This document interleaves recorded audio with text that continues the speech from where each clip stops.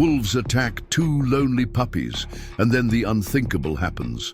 The mountains loomed silent against the twilight sky, their jagged peaks cutting into the fading purple horizon like ancient sentinels standing guard.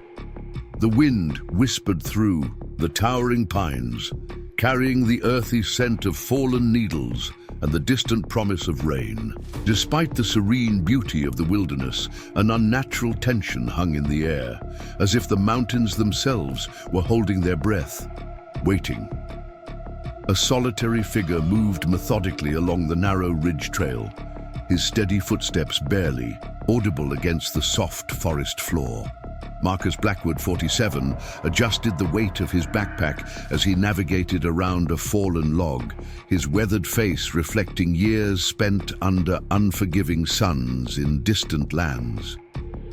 The former Army Ranger had traded desert camouflage for hiking gear years ago, but his posture still carried the unmistakable discipline of military service. His dark eyes continuously scanned the landscape, a habit formed during deployments that had saved his life more times than he cared to remember. This remote corner of the Cascade Mountains had become his sanctuary after returning from his final tour. Where others saw isolation, Marcus found peace. Where others feared the wilderness, he discovered healing. The cabin he'd built with his own hands was 3 miles behind him now, a small testament to his determination to forge a new life, away from the chaos and noise of civilization. These weekly journeys deeper into the wilderness weren't just hikes. They were pilgrimages, necessary reminders that there was still beauty in a world that had shown him its ugliest face. Marcus paused at the edge of a small clearing, removing his canteen and taking a measured sip. Something felt different today. The usual chorus of birds had fallen silent, and even the insects seemed unusually quiet. His senses, honed by years of high-stakes operations, prickled with awareness. Veterans like him often joked about their spidey senses, but Marcus had learned to trust the warning signals his body offered. "Something's not right," he muttered to himself, his voice sounding unnaturally loud in the stillness. He knelt down, eyes narrowing as he studied the ground. Fresh tracks, wolves. Not unusual in this part of the mountains, but these were numerous, suggesting a pack on the move. Marcus had encountered wolves before, mostly from a distance. They generally avoided humans, preferring to disappear like ghosts into the underbrush. But these tracks told a different story. They were purposeful, direct, moving together towards something. As if confirming his suspicions, a sound shattered the unnatural silence. A high-pitched, frightened yelp echoed through the trees, followed by another, not the call of any wild animal he recognized. These sounds carried desperation, fear, and something else that made his combat-trained nerves fire with recognition. Vulnerability. Without hesitation, Marcus secured his canteen and moved toward the sound, his movements fluid and nearly silent. Despite his large frame, his boots navigated the uneven terrain with practiced ease as he descended toward a shallow ravine. The cries came again, more frantic this time, spurring him to move faster. Through a gap in the trees, he caught a glimpse of movement in the valley below. Marcus dropped to a crouch, years of tactical training kicking in automatically. He needed to assess the situation before rushing in. Removing his binoculars from his pack, he focused on the scene unfolding beneath him. What he saw made his breath catch. In a small clearing near a dried-up streambed, 2 puppies, domestic dogs, not wolves or coyotes, were huddled against a large boulder. Their small bodies trembled visibly even from this distance, their golden fur matted with dirt and what looked like blood. One was slightly larger than the other, but neither could be more than a few months old. Their wide, terrified eyes were fixed on the tree line opposite their position, Marcus shifted his binoculars to follow their gaze and immediately understood their terror. A pack of 5 wolves had emerged from the forest, their lean, powerful bodies moving with predatory grace as they formed a loose semicircle around the trapped puppies. The alpha, a massive grey male with a scar running down his flank, stood slightly ahead of the others, his stance confident as he assessed his prey. "What the hell are domestic puppies doing out here?" Marcus whispered, his mind racing through possibilities. Someone's pets lost in the wilderness? Abandoned? The nearest town was over 20 miles away, and he hadn't seen any hikers or campers for days. The larger puppy attempted a brave display, its tiny body lowering into what might have been meant as a threatening stance, letting out a high-pitched bark that was more fear than courage. The wolves were unimpressed. The alpha took another step forward, causing both puppies to press themselves harder against the rock, whimpering. Marcus felt his jaw tighten. This wasn't his business. Nature was cruel, and perhaps these wolves had pups of their own to feed. Interfering with predators was neither wise nor natural. He'd seen enough death in his life to understand its place in the world, and yet his hand moved unconsciously to the hunting knife strapped to his thigh. These weren't wild animals facing a natural predator. They were domesticated dogs, bred for thousands of years to trust humans, to look to people like him for protection. Whatever misfortune had brought them here, they were now trapped between certain death and a slim chance that resided entirely with him. The alpha wolf lowered its head, muscles tensing in preparation to charge. The smaller puppy let out a sound so full of terror and helplessness that it cut through Marcus's practiced detachment like a blade. "God damn it," Marcus muttered, unsheathing his knife. He wouldn't kill the wolves if he could avoid it. They were simply being wolves, after all. But he couldn't stand by and watch. In one fluid motion, he reached into his pack and pulled out the emergency flare he always carried. Wild animals feared fire more than almost anything else. Without wasting another second, he struck the flare and stood to his full height. "Hey!" His voice thundered through the clearing, the command tone he'd used to direct soldiers in battle. The wolves' heads snapped toward him in unison, suddenly alert to this new threat. Marcus raised the flaring red light high above his head, its harsh glow painting the forest in crimson shadows. "Get back!" he roared, beginning a controlled slide down the embankment toward the valley floor. His free hand still gripped the knife, although he hoped he wouldn't need it. The wolves hesitated, clearly calculating this unexpected development. The alpha's eyes locked with Marcus's, intelligence meeting intelligence, wild meeting trained. For a moment, they were suspended in this primal standoff, neither willing to back down first. Marcus used their hesitation to continue his advance, keeping the flare held high. "Move!" he commanded again, closing the distance. The alpha snarled, revealing impressive fangs, but took a step backward. The other wolves followed suit, their bodies tense but uncertain. Humans meant danger, and this human was neither running nor showing fear. Marcus maintained unwavering eye contact with the alpha as he positioned himself between the wolves and the puppies. The smaller animals whimpered behind him, but he couldn't spare them attention now. One moment of weakness, one flicker of hesitation, and the wolves might charge. "Back!" he said again, his voice lower but no less commanding. He waved the flare in a slow arc, letting the fire draw close enough to make the wolves flinch. After what felt like an eternity, the alpha made its decision. With a final snarl that seemed almost respectful, it turned and loped back toward the tree line. One by one, the others followed, disappearing into the shadows like smoke. Only when the last wolf had vanished did Marcus allow himself to breathe normally again. The flare continued to hiss and spit in his hand, its chemical light harsh against the gathering dusk. Behind him, he could hear the puppies' frightened whimpers. Slowly, he turned to face them. Up close, they were in even worse condition than he had thought.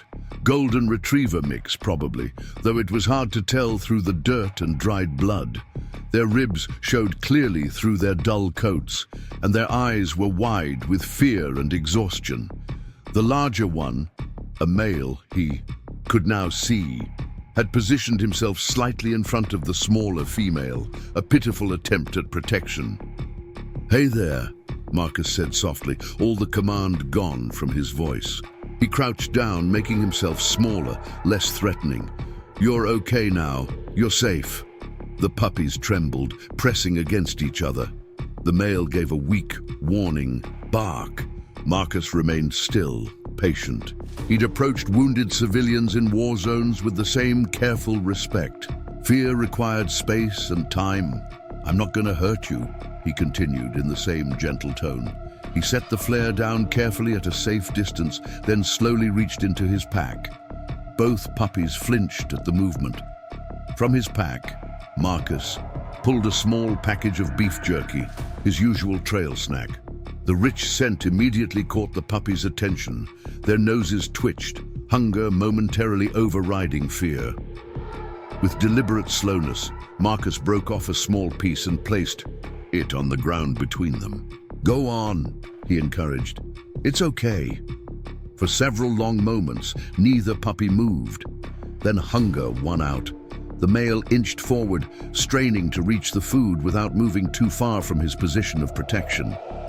When he couldn't quite reach, he took a tentative step forward, then another, before quickly snatching the jerky and retreating. Marcus smiled slightly as the puppy wolfed down the food, then shared a tiny portion with the female. Progress. He broke off another piece, this time holding it in his open palm. "Come on, buddy," he said. "I know you're hungry." The puppy looked from the food to Marcus's face and back again, clearly weighing risk against reward. Finally, decision made, he crept forward on his belly, reaching Marcus's hand and quickly snatching the jerky before skittering back to his companion.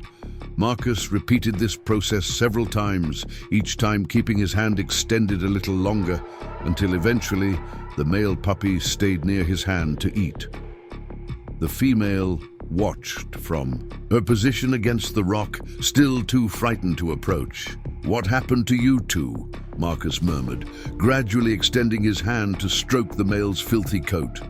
The puppy tensed, but allowed the touch, hunger, and exhaustion, making him less cautious than he might otherwise have been. Up close, Marcus could see what looked like rope burns around his neck. Someone had tied him up at some point. Anger flickered through him. He had seen people do terrible things to each other in war, but cruelty to animals, creatures that asked only for basic kindness, had always struck him as particularly contemptible. The sun was dipping below the mountain ridge now, painting the sky in deep oranges and purples. Night in these mountains was no place for domestic puppies, especially with a wolf pack in the area. The wolves might have retreated for now, but they would return, perhaps bringing more of their pack with them. "I can't leave you here," Marcus said decisively. He would need to carry them back to his cabin, a 3-mile hike that would take him well into darkness. Carefully, he removed his outer flannel shirt, creating a makeshift sling.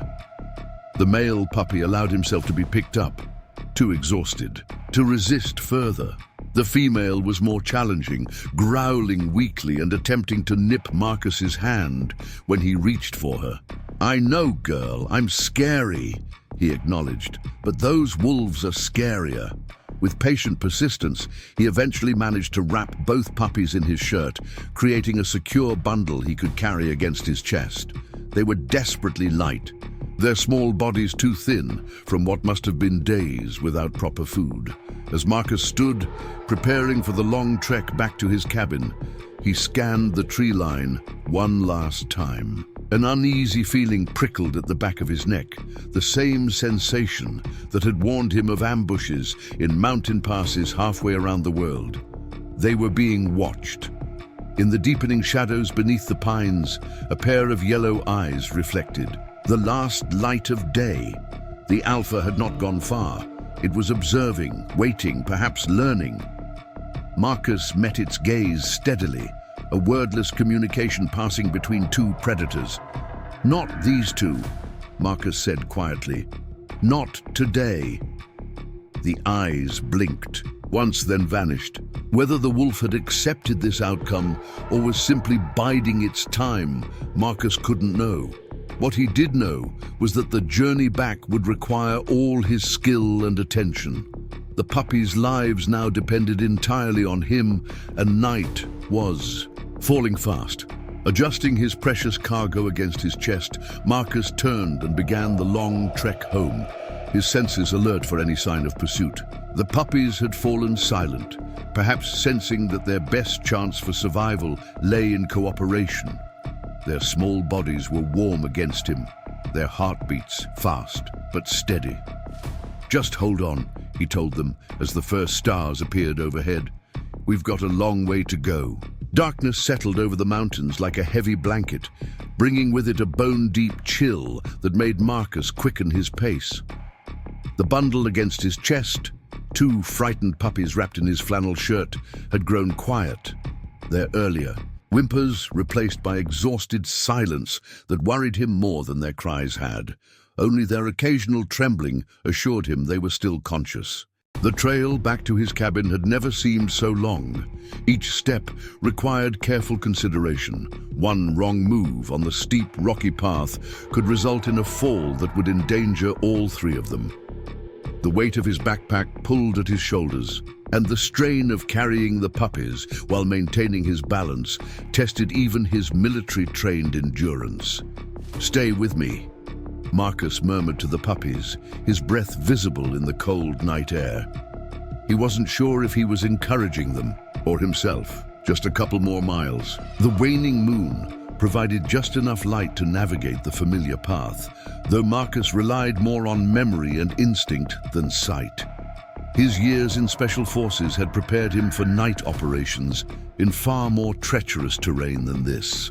Mountains in Afghanistan, where a single misstep meant death. Still, he had never made this particular journey carrying vulnerable lives that depended entirely on him. As he rounded a bend in the trail, a sound stopped him in his tracks. A low growl emanated from the darkness ahead, followed by the soft impad of paws on pine needles. Marcus's muscles tensed, his senses immediately heightened. "Damn it," he whispered. The wolves had circled around, perhaps sensing an easier opportunity to claim their prey.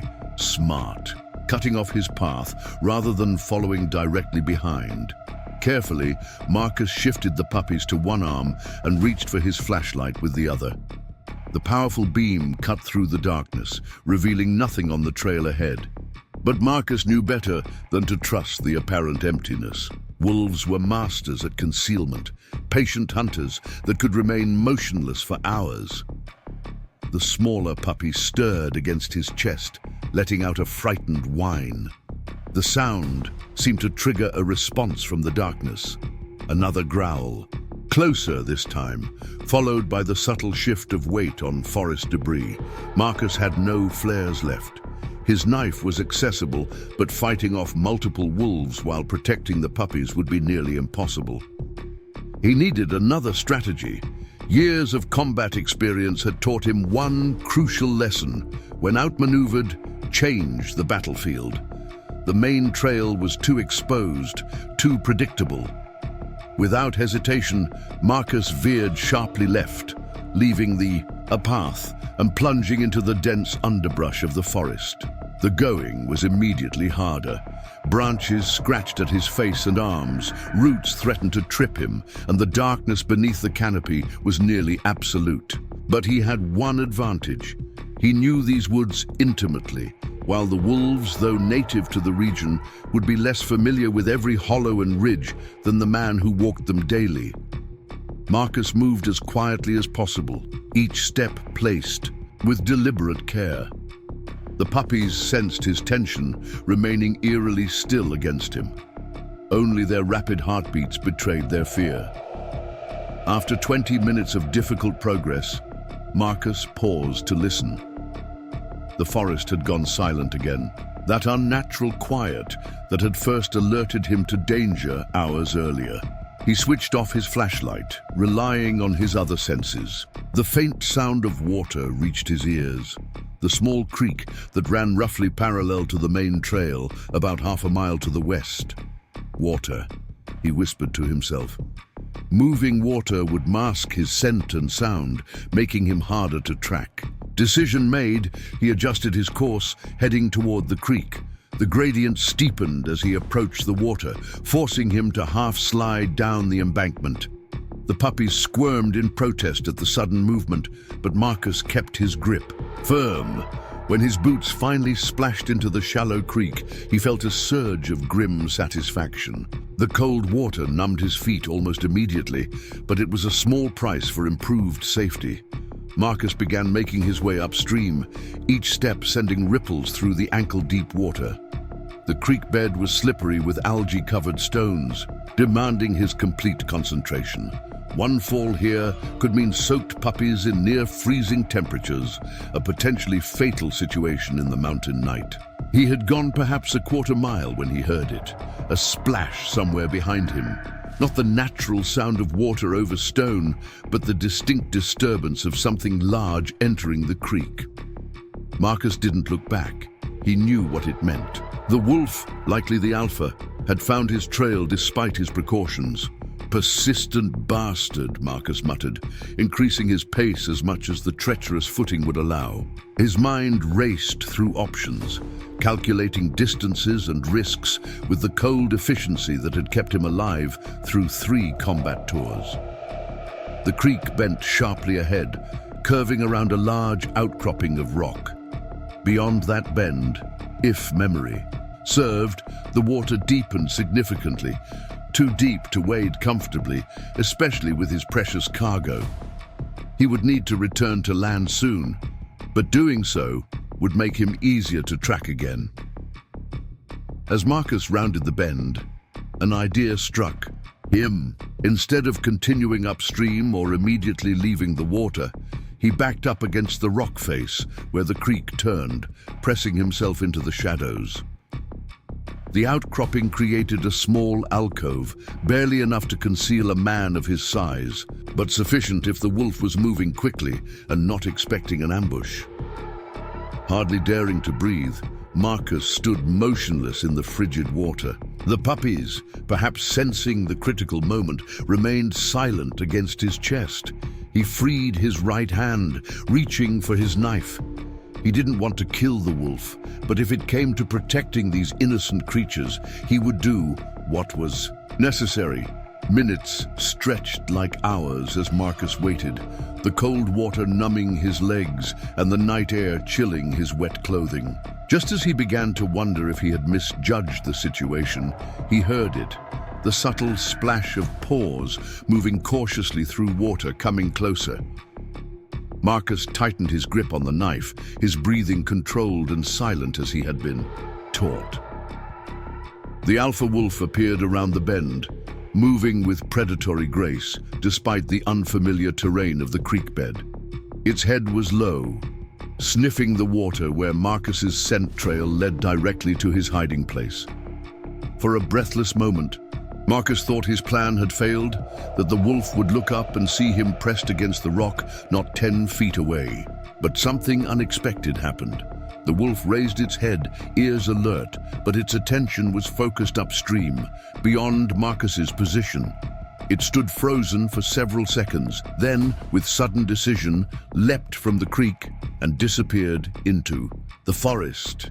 Moving away from Marcus, not toward him, confusion washed over him. What had spooked such an apex predator? Whatever the reason, he wouldn't waste the opportunity.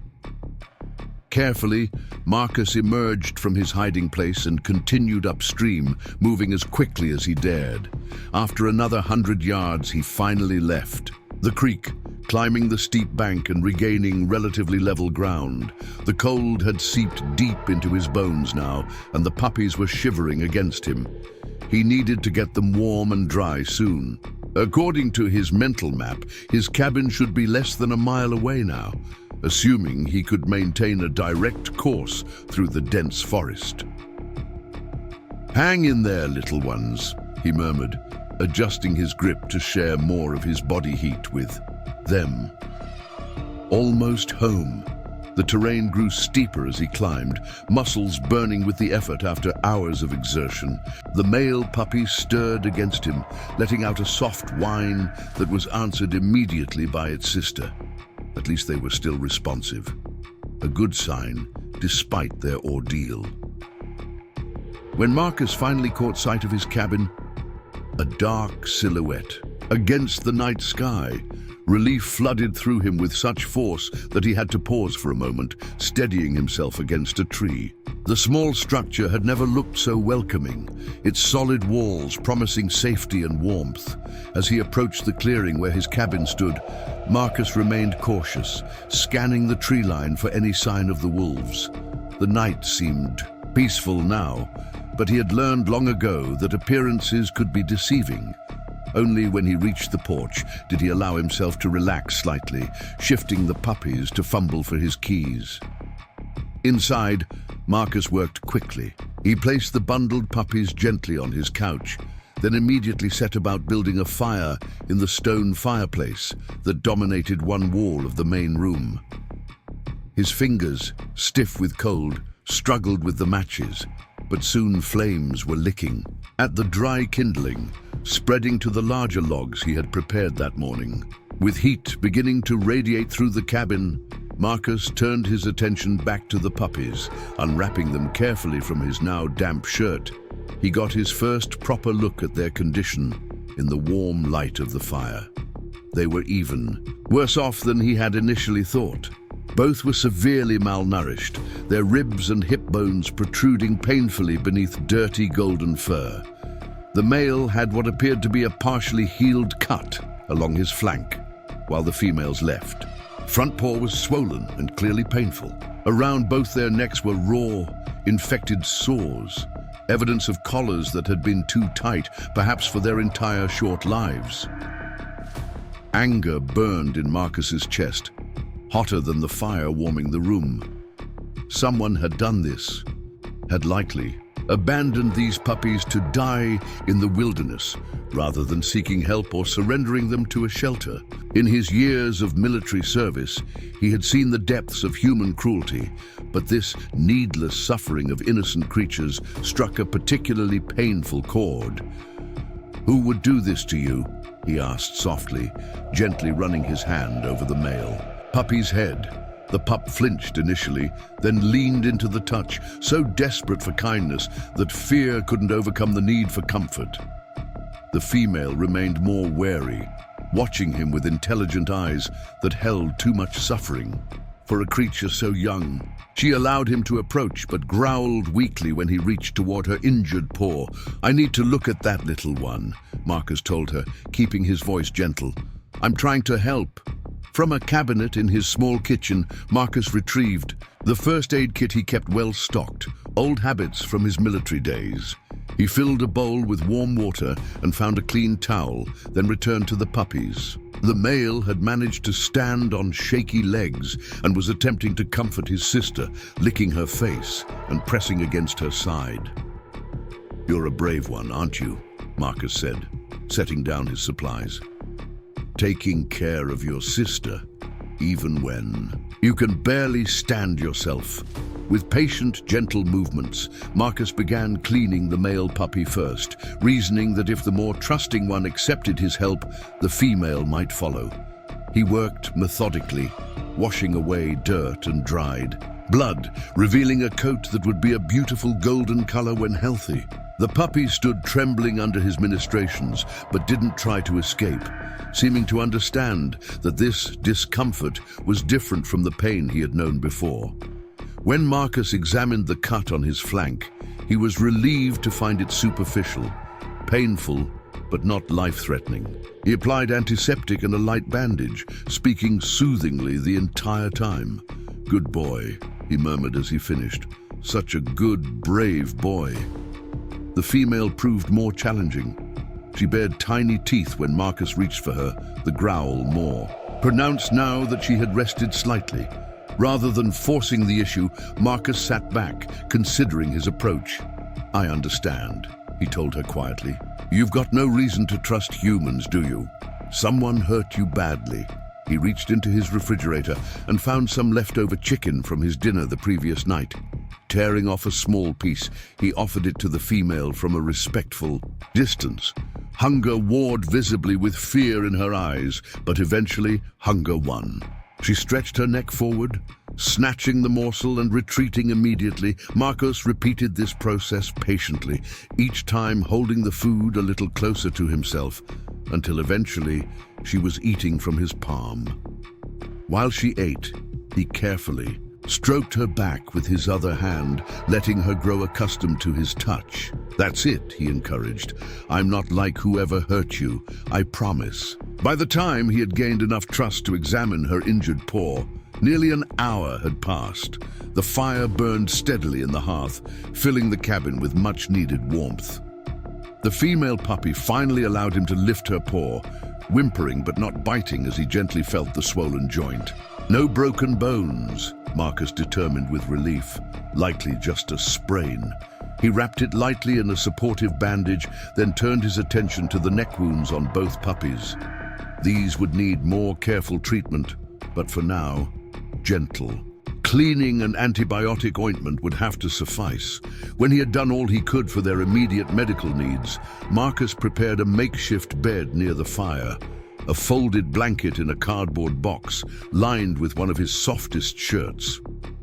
He placed both puppies inside, where they immediately curled together, their small bodies seeking familiar comfort. "Rest now," Marcus told them, watching as their eyes began to close despite their efforts to remain vigilant.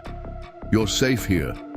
As the puppies finally surrendered to exhaustion, Marcus sat heavily in his worn armchair, the events of the day catching up with him all at once. He was physically drained, his muscles aching from the difficult journey and the constant tension.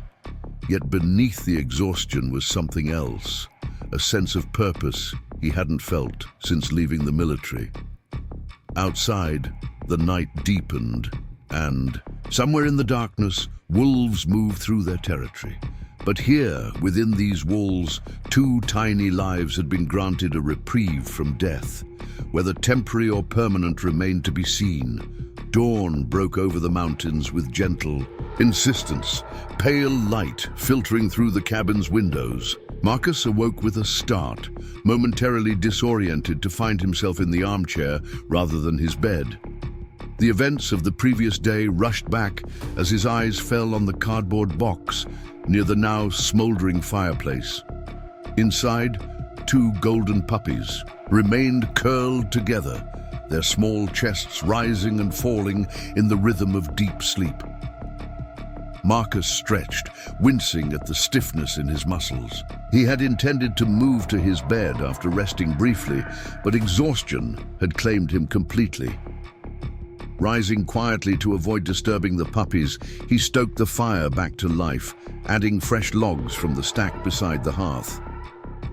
The cabin was cool, but not cold. The thick log walls held heat well even on mountain nights. In the kitchen alcove, Marcus filled a pot with water and set it on the stove for coffee, his movements automatic after years of the same morning routine. But today was different. Today he had responsibilities beyond himself. "What am I going to do with you two?" he murmured, glancing back at the sleeping puppies. The practical answer was obvious. When they were stronger, he would need to take them to the nearest town and surrender them to a shelter or rescue organization. They were domestic animals that needed proper homes, not a solitary existence in a remote cabin with a man who had deliberately chosen isolation. And yet, as Marcus watched them sleep, something shifted in his chest. These weren't just random animals he had encountered. He had fought for their lives, carried them through darkness, cleaned their wounds.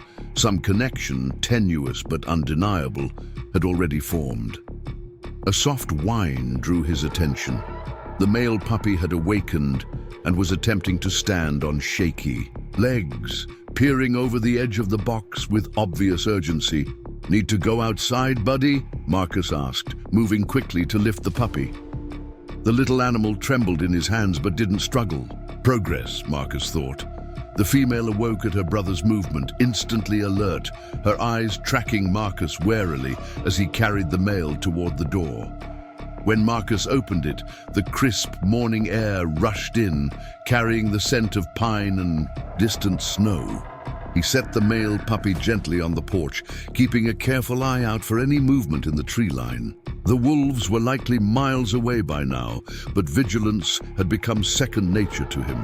The puppy hesitated, clearly uncomfortable on the unfamiliar wooden planks. Then nature's call overcame his hesitation, and he hobbled to the edge of the porch to relieve himself. When he finished, he turned back to Marcus with something that looked almost like expectation. "Good job," Marcus said, the praise automatic. He reached down to pick up the puppy, who didn't resist at all this time. Progress, indeed. Inside, the female had managed to climb out of the box and was standing beside it, her injured paw held gingerly above the floor. Her eyes remained fixed on Marcus as he returned with her brother. "Your turn," Marcus told her, setting the male. Down and reaching for her. This time she backed away, a low growl rumbling in her throat. "Still not trusting, huh?" Marcus didn't push the issue. Instead, he opened the door wider and stepped back, giving her space to make her own decision. After a moment's hesitation, she limped toward the door, keeping a wary distance from his legs. On the porch, she moved to the same spot her brother had used, then quickly returned to the doorway, clearly wanting back inside, but unwilling to pass too close to Marcus. He solved her dilemma by moving well aside, allowing her to scurry past him into the perceived safety of the cabin. With both puppies back inside, Marcus closed the door and turned his attention to breakfast for all three of them. The puppies would need something gentle on their stomachs after who knew how long without proper food. He had no dog food, of course, but he did have eggs and some leftover rice from 2 nights ago. As he prepared a simple meal, Marcus found himself talking to the puppies in a way he hadn't spoken to anyone in years, explaining what he was doing, asking questions he didn't expect answers to, filling the silence that had been his constant companion. "You'll need names if you're staying here for a while," he said as he scrambled eggs in the cast iron pan. "Can't just keep calling you Buddy and Little One." The puppies watched him from a cautious distance, the male slightly closer than his sister, both clearly interested in the food smells coming from the stove. When the eggs were cooked, Marcus scooped a portion onto a plate for himself and prepared 2 shallow bowls for the puppies. Eggs mixed with rice and cooled with a splash of water. He placed the bowls on the floor and stepped back, giving them space. The male approached first, sniffing the bowl thoroughly before taking a tentative taste. Whatever abuse these puppies had suffered, it apparently hadn't included food deprivation tactics, for he began eating with increasing enthusiasm. The female joined seconds later, her hunger overcoming caution. Marcus sat at his small table, watching them as he ate his own breakfast. "Scout," he said suddenly. The male puppy looked up briefly at the sound before returning to his food. "That fits you." Always the first to check things out, his gaze shifted to the female, who was eating more carefully despite her obvious hunger. "And you're the wary one, the guardian." He considered for a moment. "Sentry, that's you." The names felt right, reflecting not just their personalities, but also a nod to his military past. Scout and Sentry, a matched pair with complementary strengths. After breakfast, Marcus turned his attention to more practical matters. The puppies needed a proper examination in daylight, and he needed to assess his supplies. If they were staying even temporarily, he would need proper food for them, additional medical supplies, and perhaps some basic puppy equipment. The nearest town, a small place called Riverdale, with 1 general store and not much else, was a good 15 miles down the mountain. He could make the journey in his old Jeep, which he kept parked in a small shed about 100 yards from the cabin, but that would mean leaving the puppies alone for several hours. In their current condition, that didn't seem wise. First things First, Marcus gathered his first aid supplies and approached Scout, who had settled on the rug near the fire. The puppy watched him come but didn't retreat. A good sign. With gentle hands, Marcus removed the makeshift bandage from the previous night and examined the cut in proper light. It looked better than he'd feared, not deep enough to require stitches, though it would leave a scar. "You've been through a lot, haven't you?" Marcus murmured as he cleaned the wound again and applied fresh antibiotic ointment. Scout submitted to the treatment with surprising patience, only whimpering once when Marcus touched a particularly tender spot. Sentry proved more challenging, retreating under the small dining table when Marcus approached with the medical supplies. Rather than forcing the issue, he sat on the floor nearby, speaking softly to her. "I know you're scared. You've got every reason to be," he said. "But that paw needs attention if it's going to heal properly." Patience had been drilled into him during sniper training, the ability to remain perfectly still for hours, waiting for the right moment. Marcus drew on that training now, sitting motionless, occasionally speaking in the same gentle tone. Eventually, curiosity overcame fear, and Sentry inched out from her hiding place. When she finally allowed him to touch her injured paw, Marcus felt an unexpected surge of emotion. This small creature, who had every reason to distrust humans, was choosing to trust him. It was a responsibility he didn't take lightly. The examination confirmed his initial assessment, a sprain, not a break. He applied a more secure wrap, using a strip of elastic bandage, handling the tiny limb with the same care he would use on the most delicate equipment. "Good girl," he praised when she remained still through the procedure. "That's going to feel better soon." With their immediate medical needs addressed, Marcus turned to the problem of supplies. He couldn't leave them alone, but neither could he properly care for them with what he had on hand. The solution, when it came to him, was so obvious he almost laughed at himself for not thinking of it immediately. "How would you two feel about a little road trip?" he asked the puppies. 30 minutes later, Marcus had packed a small bag with essentials, secured the cabin, and created a comfortable nest of blankets in a cardboard box, small enough to fit on the passenger seat of his Jeep.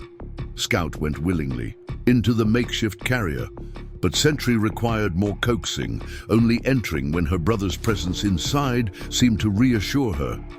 The walk to the shed where he kept his vehicle was mercifully uneventful. No sign of wolves or other predators disturbed the peaceful morning. The Jeep started with a reluctant growl. He didn't use it often, preferring to hike when possible, but soon warmed up, its engine rumbling steadily. The drive down the mountain was slow going on the rough Forest Service road. Marcus drove carefully, mindful of the precious cargo beside him.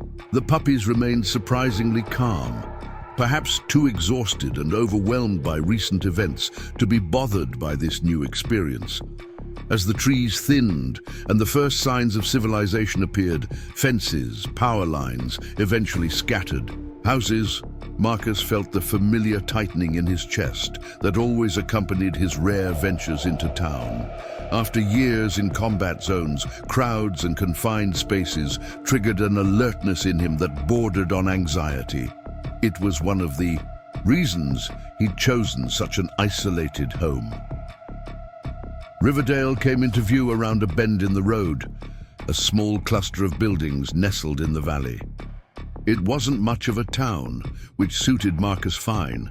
The locals knew him by sight, but respected his privacy, a mutual understanding that had developed over the 3 years he'd lived in the area. He parked in front of Wilson's General Store, the heart of Riverdale's limited commerce. Through the large front window, he could see that the place was empty, save for Tom Wilson himself, reading a newspaper behind the counter. Perfect. The fewer people he had to interact with, the better. "I'll be right back," Marcus told the puppies, who watched him with matching expressions of concern. "Don't worry, this won't take long." The bell above the door jingled as he entered, causing Tom to look up from his paper. Recognition, followed by surprise, crossed the older man's weathered face. "Marcus Blackwood," Tom said, folding his newspaper. "Twice in 1 month. Must be some kind of record." Marcus managed a tight smile. "Need some supplies." "Usual?" Tom asked, already reaching for the list he kept of Marcus's typical monthly order. "Coffee, canned goods, ammunition, basic medical supplies?" "Not exactly." Marcus hesitated, then decided direct was best. "I've got puppies." Tom's eyebrows shot up. "You? With puppies?" "Found them up near Cameron Ridge. Abandoned, half-starved." Even these simple sentences felt like more social interaction than Marcus usually managed in a week. Understanding dawned on Tom's face. He'd lived in these mountains his whole life and had seen the darker side of human behavior toward animals. "Some folks don't deserve to have pets," he said grimly. "What do you need?" "Everything, I guess. Food, something for worms probably, flea treatment." "Don't know what else." Tom nodded and came out from behind the counter. "Got a decent selection in the back. People around here keep dogs." Marcus followed him through the store to a small section dedicated to pet supplies. It was more extensive than he would have expected for such a small establishment. "How old are they?" Tom asked as he selected a bag of puppy food. "Young, few months maybe." "Golden retrievers, you said?" "Looks like it, mix maybe." Tom added various items to the growing pile in Marcus's arms: flea and tick medication, dewormer, puppy shampoo, 2 small collars, and a couple of basic toys. "They got names?" Tom asked as they returned to the counter. Marcus hesitated. Naming them made it real, made it seem like he was keeping them. "Scout and Sentry," he admitted finally. Tom's mouth twitched in what might have been a smile. "Military. Names for a military man." As Tom rang up the purchases, Marcus became aware of movement outside the store window. A sheriff's department SUV had pulled up beside his Jeep. Deputy Sarah Collins, the county's only law enforcement presence in this remote area, was peering curiously through his passenger window at the box containing the puppies. Marcus suppressed a groan. Sarah was friendly enough, but she was also relentlessly chatty, something he generally went out of his way to avoid. The bell jangled again as she entered the store, her uniform crisp despite the early hour. "Morning, Tom," she called, then nodded to Marcus. "Blackwood, didn't expect to see you in town." Before Marcus could respond with his usual minimal greeting, she continued. "Those your puppies out there? Since when do you have dogs?" "Found them," Marcus said, hoping brevity might discourage further questions. He should have known better. "Found them? Where? When?" Sarah's expression shifted from curious to concerned. "They don't look too good from what I could see." Marcus sighed internally. "Up near Cameron Ridge yesterday. Someone dumped them. Wolves were closing in when I got there." Sarah's eyes widened. "Wolves? And you just happened to be there in time? Those pups hit the lottery." "Wouldn't call it lottery," Marcus replied, uncomfortable with the implication of heroism. "Just did what anyone would do." Sarah snorted. "Most people wouldn't hike up to Cameron Ridge alone, much less intervene between wildlife and potential prey." She tilted her head. "You taking them to Doc Mitchell? He's got a vet clinic over in Fairfield." Marcus hadn't thought that far ahead. He'd been focused on immediate needs: food, basic medical care, shelter. A proper veterinary examination hadn't crossed his mind. "They should really get checked out," Sarah pressed when he didn't answer. "Especially if they've been abandoned. Out there for who knows how long." She was right, of course. Despite his best efforts, he didn't have the knowledge or resources to ensure the puppies were truly healthy. "Fairfield's a good 40-minute drive from here," Tom chimed in, bagging Marcus's purchases. "Doc's good, though, worth the trip." Marcus felt trapped in a social interaction that was rapidly spinning beyond his control. "I'll think about it," he said non-committally, paying for his supplies and gathering the bags. Sarah stepped closer, lowering her voice slightly. "Listen, Blackwood, I know you keep to yourself and that's your business, but if you're planning to keep those puppies, they need proper care. And if you're not planning to keep them, they need proper homes. Her directness was actually something Marcus appreciated about Sarah. No games, no hidden meanings, just straightforward communication. I'll take them to the vet, he conceded. Today. Sarah smiled, clearly pleased with this outcome. Good. Need directions to Doc's place? I can find it, Marcus assured her, eager to conclude the conversation. Sarah nodded, then added casually, "You know, if you need any help with them, I've raised plenty of dogs. Just putting that out there." Before Marcus could formulate a response to this unexpected offer, she turned to Tom. "Just came in for coffee. My thermos is empty, and I've got another 4 hours on patrol." Taking advantage of her shifted attention, Marcus nodded a quick goodbye to Tom and escaped with his purchases. Outside the store, Marcus placed his purchases in the back of the Jeep, then checked on the puppies. They were awake and alert, watching him with those intelligent eyes that seemed to understand far more than they should. Scout wagged his tail tentatively, while Sentry remained cautious, but didn't shrink away when Marcus reached in to adjust their blanket. "Looks like we're making another stop," he told them, climbing into the driver's seat. He pulled out his rarely used smartphone and searched for directions to the veterinary clinic in Fairfield. The device felt foreign in his hands, a reluctant concession to modern necessity rather than a welcome tool. The drive to Fairfield took almost an hour, longer than Tom had estimated. The mountain roads demanded careful navigation, especially with precious cargo aboard. Marcus drove in silence, occasionally glancing at the puppies, who had settled into an exhausted sleep despite the vehicle's movement. Fairfield was significantly larger than Riverdale, a proper town with several stoplights, a small downtown area, and various businesses spread along the main road.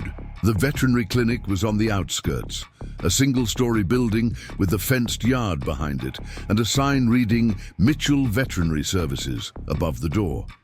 As Marcus parked, uncertainty gripped him. He'd spent years minimizing his interactions with others, creating a life where days could pass without speaking to another human being. Now, in less than 24 hours, he'd been thrust into multiple social situations with no preparation. The thought of explaining the puppy's situation to yet another stranger made him tense. Scout whined softly, sensing his unease. Somehow the sound steadied Marcus.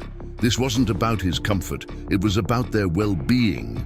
With renewed resolve, he gathered the box containing the puppies and headed for the clinic door. A bell chimed as he entered, announcing his presence. To the empty waiting room. The space was clean and clinical, with chairs lining the walls and educational posters about pet care displayed prominently.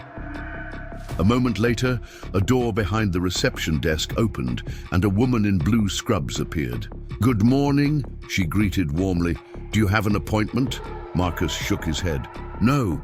Found these puppies yesterday. They need checking." The receptionist's professional smile shifted to genuine concern as she peered into the box. "Poor babies," she murmured. "Let me see if Dr. Mitchell can squeeze you in. He's with another patient right now." While she disappeared through the door, Marcus remained standing, the box held carefully in his arms.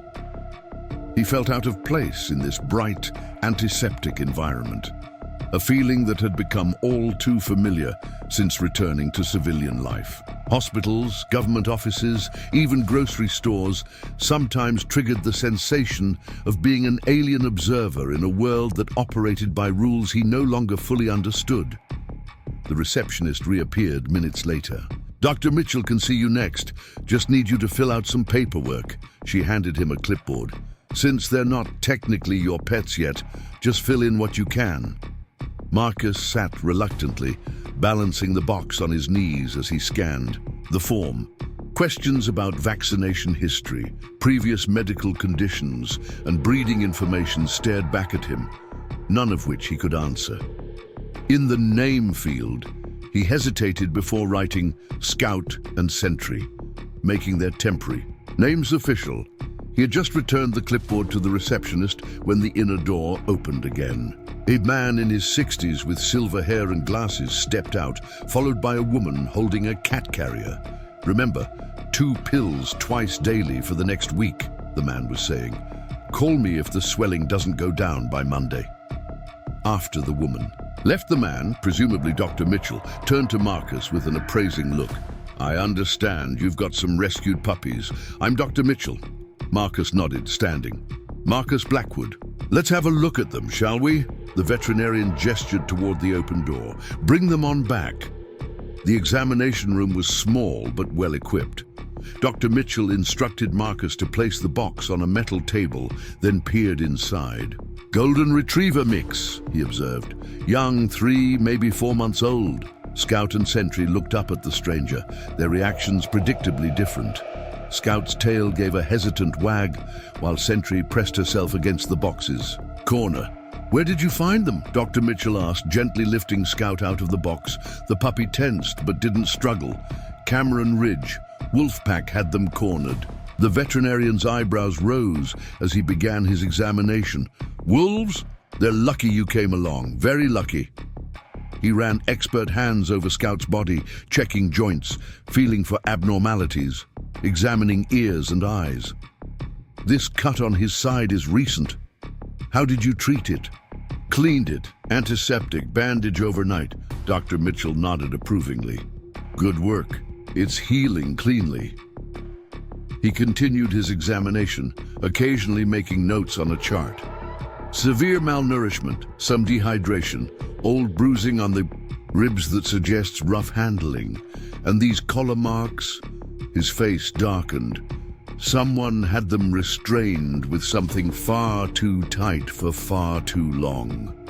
The clinical confirmation of abuse made Marcus's jaw tighten. He watched in silence as Dr. Mitchell completed Scout's examination, then moved on to Sentry, who required more coaxing to submit to handling. "This one's more traumatized," the vet observed. "Same physical issues, but the psychological impact seems deeper." He gently examined her injured paw. "Minor sprain. Your wrap job was quite professional. Army medic training," Marcus explained. Briefly, understanding flashed in the older man's eyes. "Afghanistan or Iraq?" "Both. 3 tours." Dr. Mitchell nodded, returning his attention to Sentry. "This little girl's going to need extra patience. Trauma in dogs isn't so different from trauma in people. Time and consistent, gentle care are the best medicines."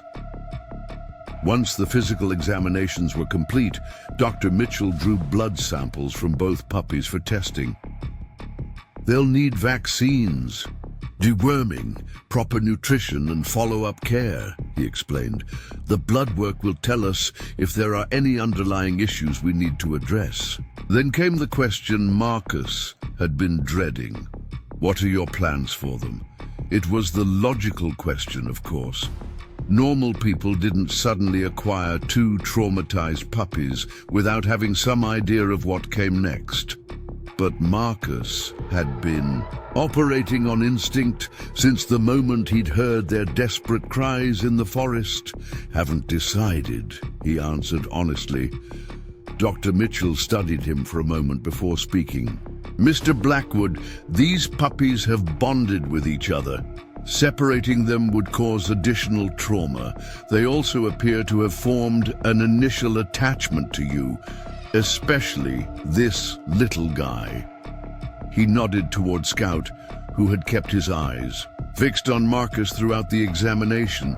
"I live alone," Marcus said.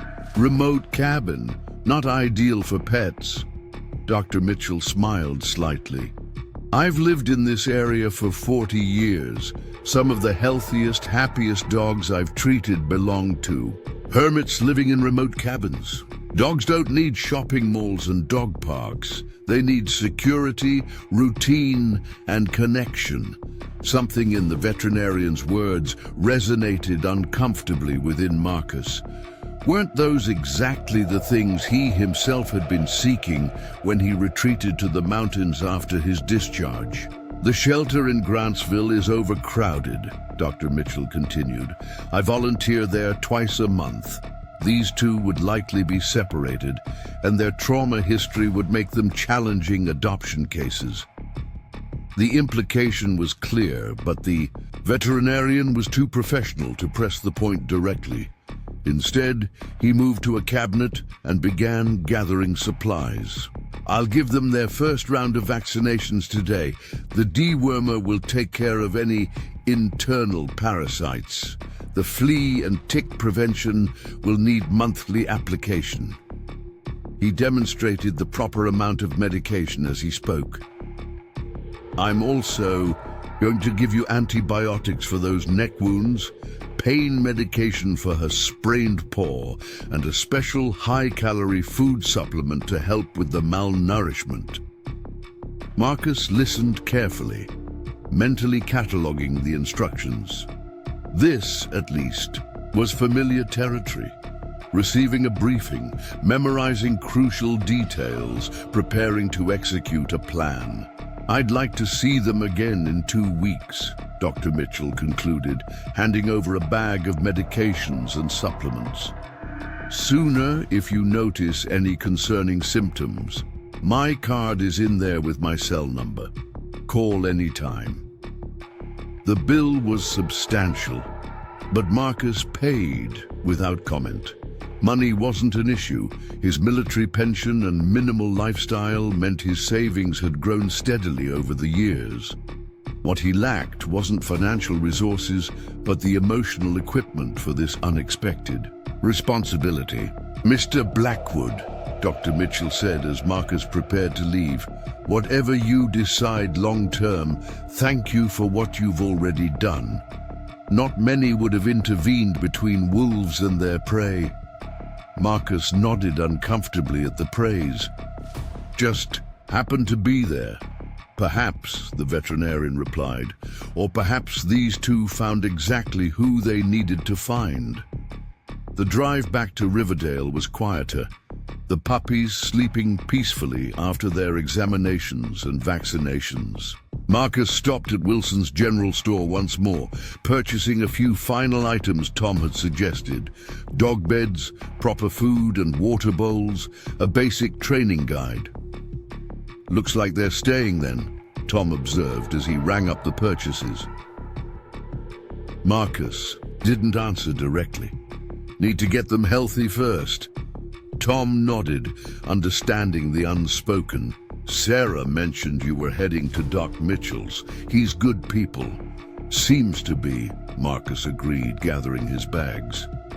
You know, Tom said as Marcus turned to leave, my brother trains service dogs for veterans down in Colorado. Says dogs can sense things in people that other people can't. Says they're drawn to the ones who need them, even if those people don't know they need a dog. Marcus paused, the statement hitting uncomfortably close to his earlier thoughts. Without responding, he nodded a goodbye and headed back to his jeep. The sun was beginning its descent toward the western peaks as Marcus finally turned onto the rough track leading to his cabin. The familiar sight of the small structure nestled among the pines should have brought its usual sense of relief, the feeling of returning to his sanctuary. Instead, for the first time since he'd built the place, Marcus found himself viewing it through different eyes. The steep approach would be difficult for puppies learning to navigate the world. The surrounding forest, while beautiful, harbored threats both seen and unseen. The cabin itself, perfectly sized for one reclusive human, suddenly seemed inadequate for two growing dogs who would need space to play and explore safely. Yet as he parked and gathered the sleeping puppies in their box, Marcus also saw new possibilities. The clearing could be fenced, not a small project, but doable with time and effort. The cabin's covered porch could provide a protected outdoor space. The trails he walked daily could become their exercise grounds once they were strong enough. He was getting ahead of himself, Marcus realized, as he carried the puppies inside. First came healing, physical and psychological. Decisions about permanence could wait. The evening unfolded in a new routine. Marcus prepared food according to Dr. Mitchell's instructions. Their regular puppy food softened with warm water and mixed with the high-calorie supplement. Scout ate enthusiastically, while Sentry required more coaxing, but eventually cleaned her bowl. Medication came next. Antibiotics hidden in small pieces of cheese, pain reliever for Sentry's paw.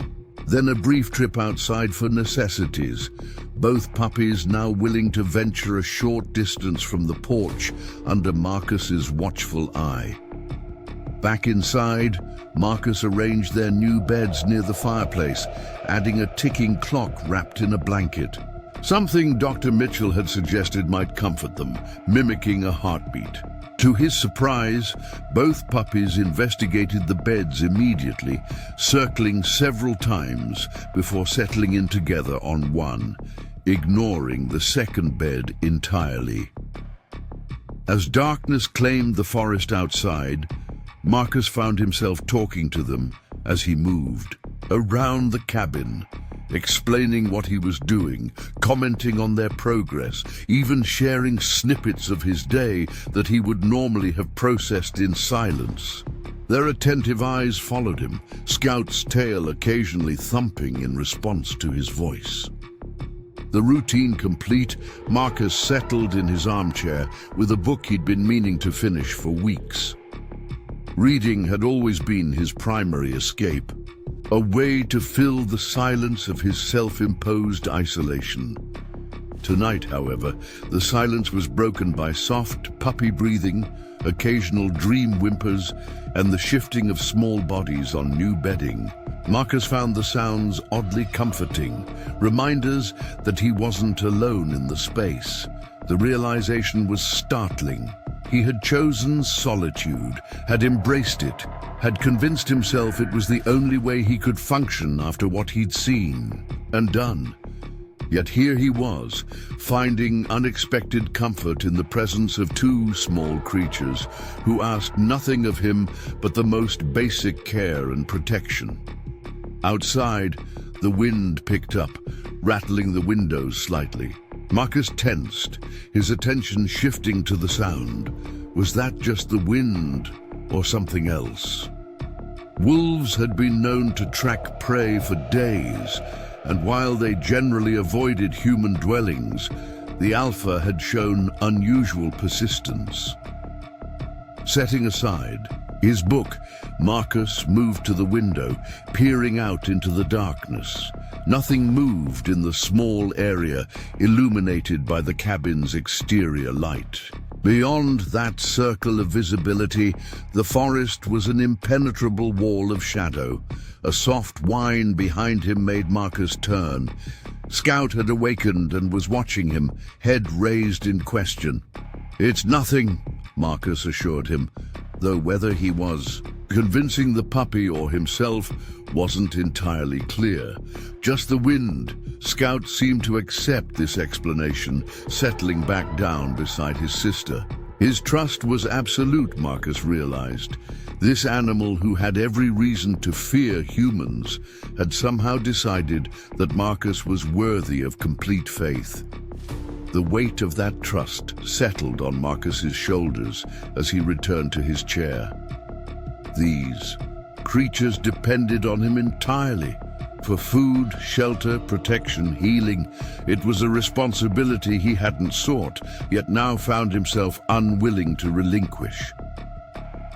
As Marcus finally prepared for bed later that night, he made a decision. The puppies would stay with him, at least until they were fully recovered. After that would take care of itself. One mission at a time.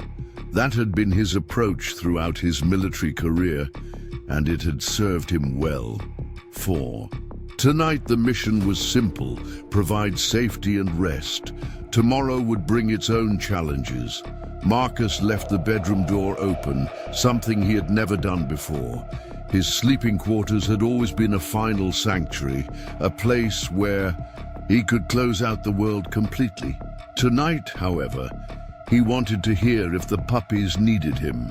As he drifted towards sleep, Marcus found himself wondering about the puppies' origins. Someone had kept them, abused them, then abandoned them to almost certain death. The thought rekindled the anger he had felt earlier, but there was something else beneath it, a determination that surprised him with its intensity.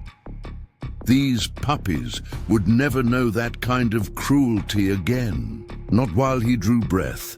With that promise firm in his mind, Marcus surrendered to exhaustion, falling into the first truly restful sleep he had experienced in longer than he could remember. Morning arrived with insistent scratching at the bedroom door. Marcus awoke instantly, years of military conditioning allowing him no gradual transition from sleep to wakefulness. For a disorienting moment, he couldn't identify the sound. Then memory flooded back. The puppies. He swung his legs over the side of the bed and opened the door to find Scout sitting expectantly on the threshold, tail sweeping the wooden floor in tentative greeting. Behind him, Sentry waited a few feet back, her cautious eyes tracking Marcus's every movement. "Need to go out?" Marcus asked, his voice rough with sleep. Scout's tail wagged harder in response, as if confirming the question. The morning air was crisp and sharp with the scent of approaching winter, as Marcus stood on the porch, watching the puppies explore a few feet farther into the yard than they had ventured the previous evening. Their progress was measurable in small moments, Sentry putting weight on her injured paw, Scout sniffing a pine cone with curious enthusiasm, both of them staying within sight of each other but gradually expanding their boundaries.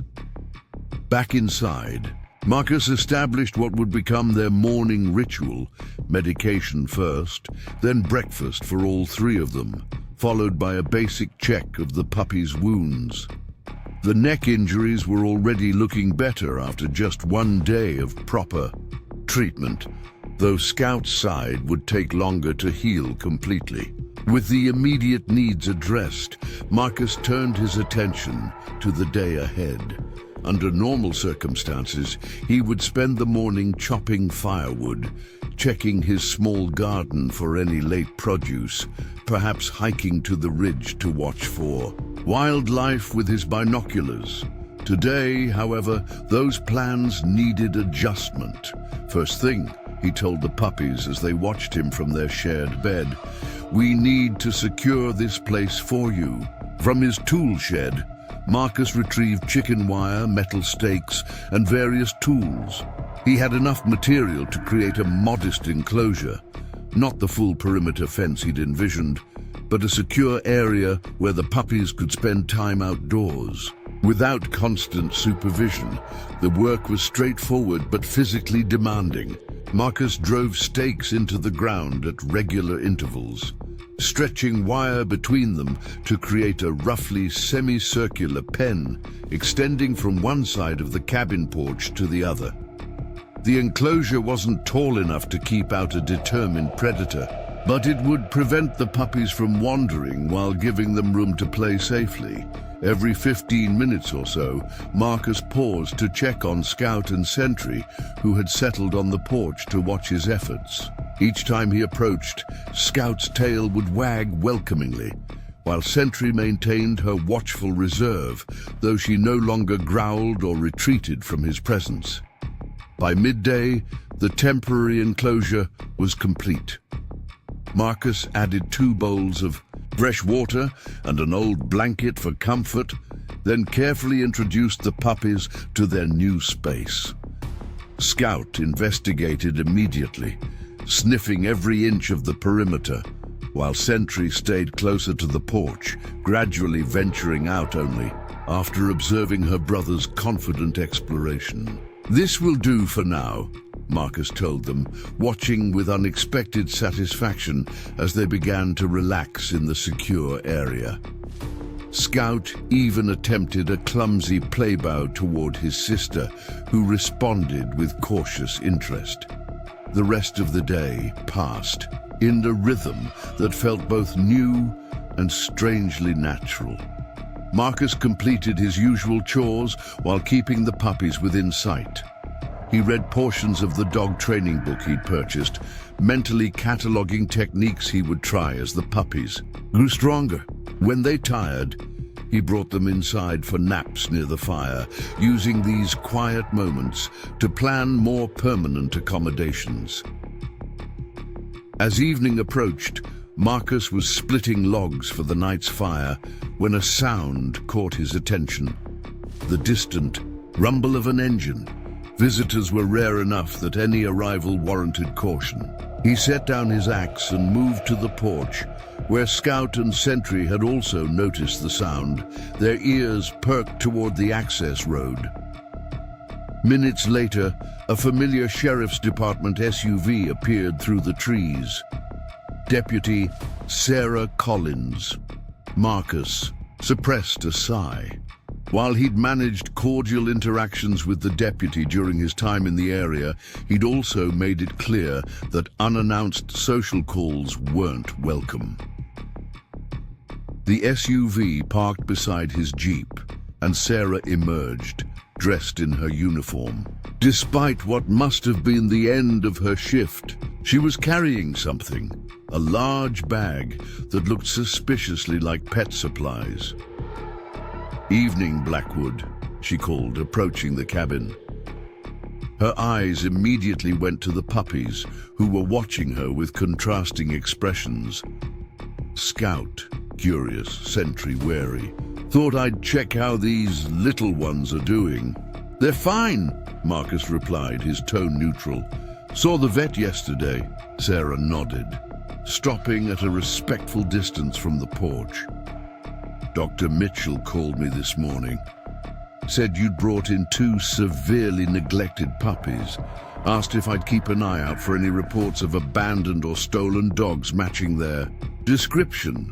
This caught Marcus's attention. "Any reports?" "None," Sarah confirmed, "but that's not surprising. People who abandon animals usually don't report themselves." She hefted the bag she was carrying. "Brought some things from my place. My retriever had puppies last year.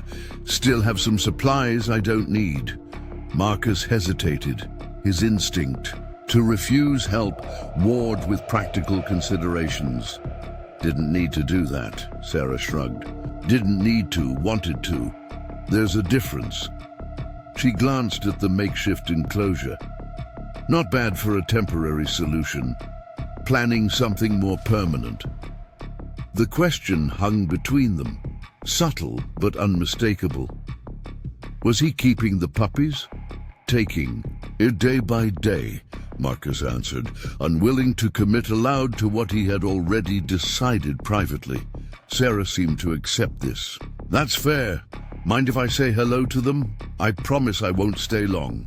After a moment's consideration, Marcus nodded and stepped aside, allowing her onto the porch. Sarah approached the puppies carefully, crouching down to appear less threatening. "Hey there, sweethearts," she said softly, extending her hand palm down for them to sniff. Scout stretched his neck forward curiously, while Sentry retreated behind her brother. "This one's the protector, huh?"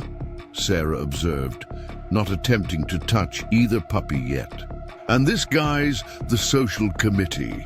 The assessment was accurate enough that Marcus found himself reluctantly impressed.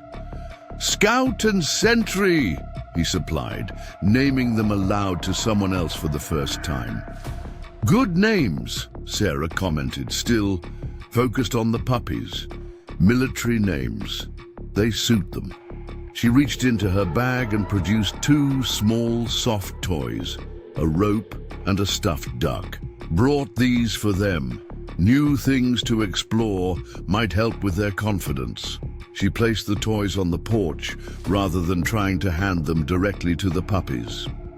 Immediately, Scout approached to investigate, sniffing the duck with increasing enthusiasm until he finally picked it up in his mouth. "He's already looking better than yesterday," Sarah noted. "Amazing what a day of proper care can do." Marcus couldn't disagree.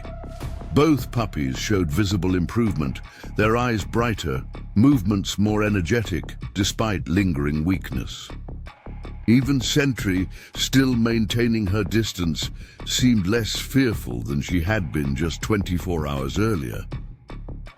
"Dr. Mitchell says their blood work came back this morning," Sarah continued, standing up. "Anemic from malnourishment, but no serious diseases or conditions. Said to tell you he called in some vitamin supplements to the pharmacy in Fairfield. You can pick them up whenever." Marcus nodded, filing away this information. "Why is Mitchell talking to you about my business?" The question came out more sharply than he'd intended, but Sarah didn't seem offended. "Small communities," she replied simply. "Everyone knows I check on the more remote residents during my patrols. Plus, I volunteer at the same shelter as Doc. He knows I've got experience with traumatized dogs." She paused, then added, "I'm not checking up on you, Blackwood, just offering help if you want it." The clarification eased something in Marcus's chest.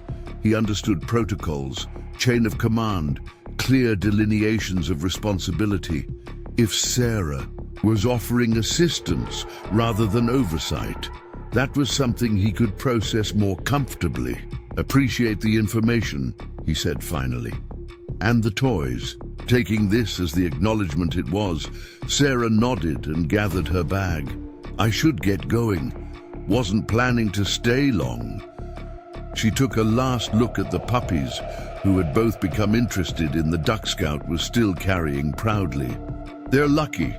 Not just that you found them, but that you're who found them."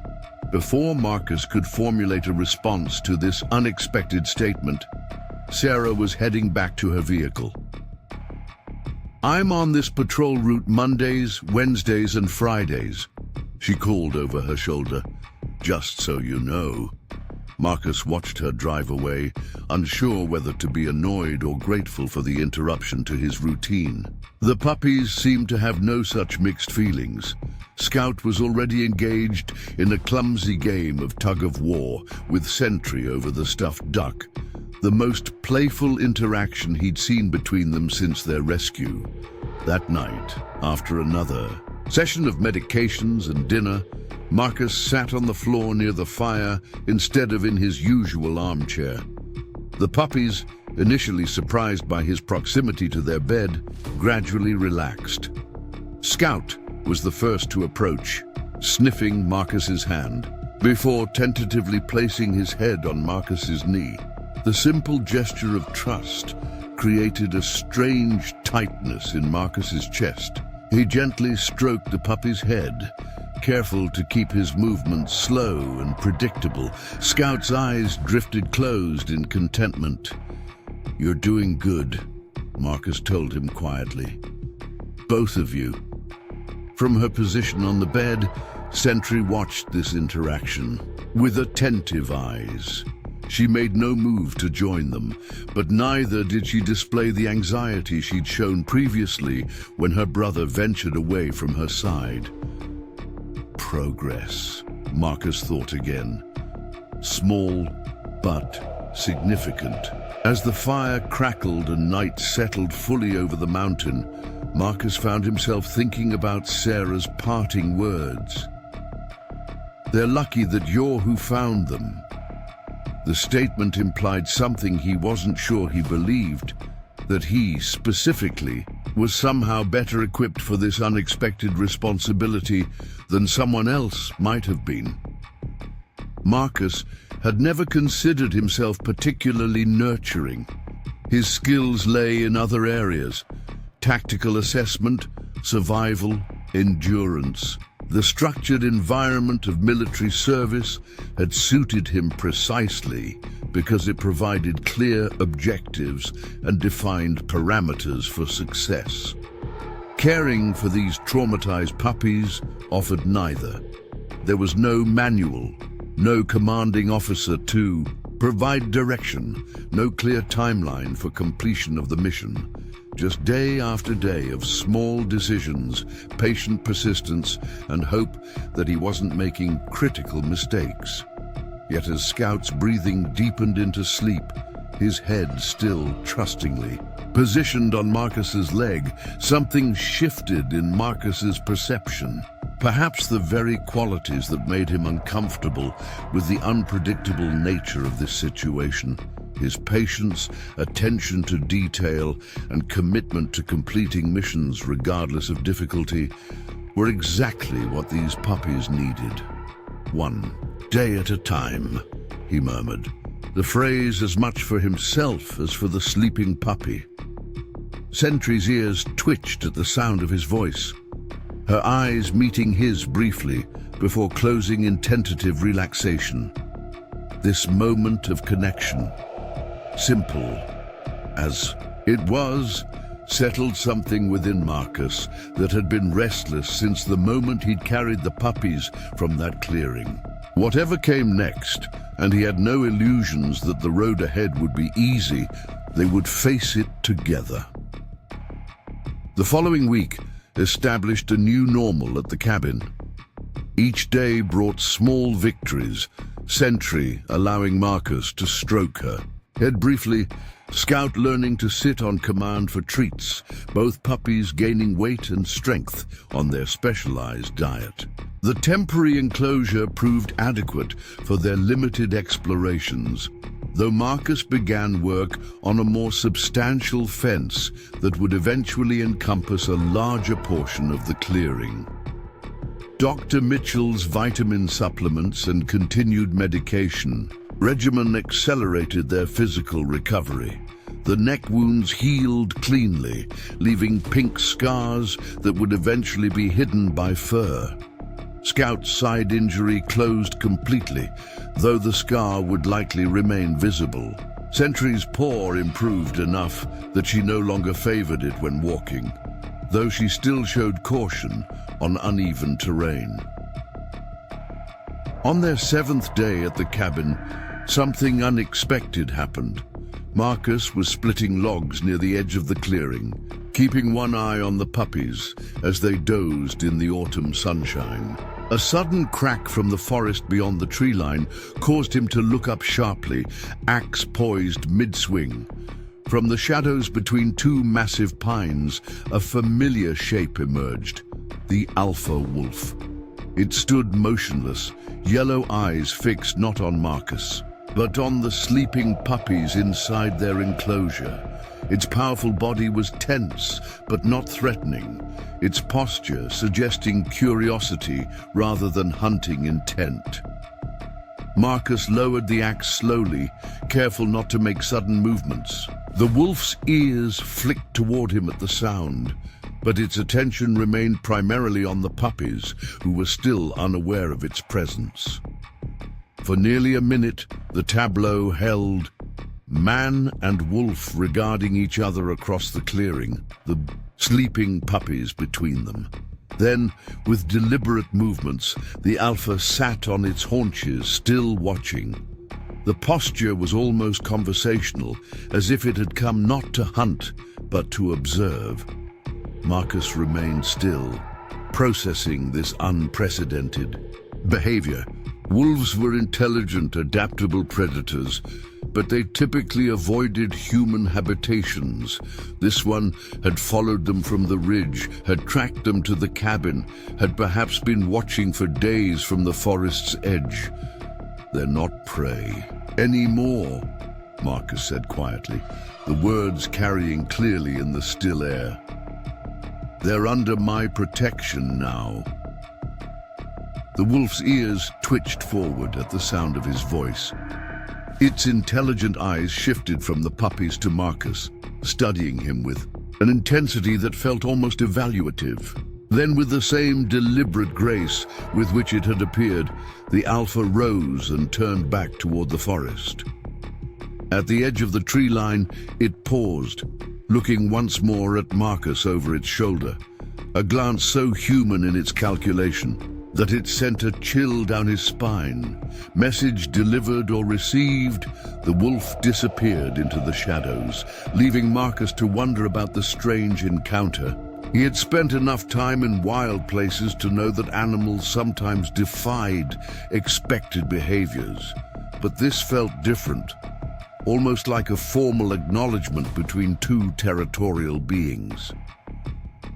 Whatever the wolf's purpose had been, Marcus took the precaution of bringing the puppies inside earlier than usual that evening. He found himself checking the tree line more frequently as darkness fell, though some instinct told him the wolf would not return, at least not soon. That night, as a storm gathered over the mountains, bringing the first hints of winter with its cutting wind and pelting rain, Marcus made a decision. The puppies had been sleeping in their bed near the fire, but tonight, with thunder rumbling in the distance, they seemed unsettled, whining softly at each loud crash, without overthinking. Marcus lifted first Scout, then the more hesitant Sentry, and carried them into his bedroom. He placed them on the rug beside his bed, expecting them to settle there. Instead, after a moment's confusion, Scout jumped up onto the bed itself, looking at Marcus with an expression that seemed to ask permission. "Just this once," Marcus told him, though he suspected even as he said it that the concession would become permanent. Scout circled 3 times before curling up at the foot of the bed, while Sentry remained on the floor, watching. Marcus lay down, listening to the storm's fury outside and the soft breathing of the puppies inside. Before sleep claimed him, he felt a slight movement, Sentry finally deciding to join them, carefully climbing onto the bed and settling beside her brother. "Good girl," Marcus murmured, the praise barely audible above the rain. But Sentry's ear twitched in response, and something in her posture relaxed just slightly. Outside, the storm raged on, wind and water battering the small cabin that had once housed a solitary, silent man. Inside, 3 heartbeats found their rhythm in the darkness, each one stronger for the presence of the others. Weeks passed, bringing the full grip of winter to the mountains. Snow lay thick upon the ground, transforming the forest into a hushed wonderland of white-laden branches and crystalline air. The cabin stood like an island in the clearing, smoke curling from its chimney into the pale blue sky, trails of footprints, both human and canine, creating patterns in the snow around it. Inside, the changes were equally profound. What had once been a Spartan bachelor's retreat now showed unmistakable signs of canine cohabitation. 2 plush dog beds flanked the fireplace, though they went largely unused since the puppies had claimed Marcus's bed as their sleeping place. Toys were scattered across the floor, some store-bought, others fashioned by Marcus from rope and wood. A cabinet now dedicated to veterinary supplies stood in one corner, meticulously organized with medications, brushes, and first aid equipment. Most striking, however, was the change in the cabin's occupants. Scout and Sentry, no longer the frightened, skeletal creatures Marcus had rescued, had transformed into sturdy, energetic young dogs. Their golden coats gleamed with health, their eyes bright with intelligence and growing confidence. At nearly 6 months old now, they were entering adolescence, their bodies lengthening and their personalities emerging more distinctly every day. Scout had developed into a joyful, people-oriented dog who greeted each morning with enthusiastic optimism. He mastered basic commands with remarkable speed, eager to please and quick to understand what Marcus wanted from him. His trust in humans, or at least in Marcus, seemed complete, with no lingering effects from his earlier mistreatment.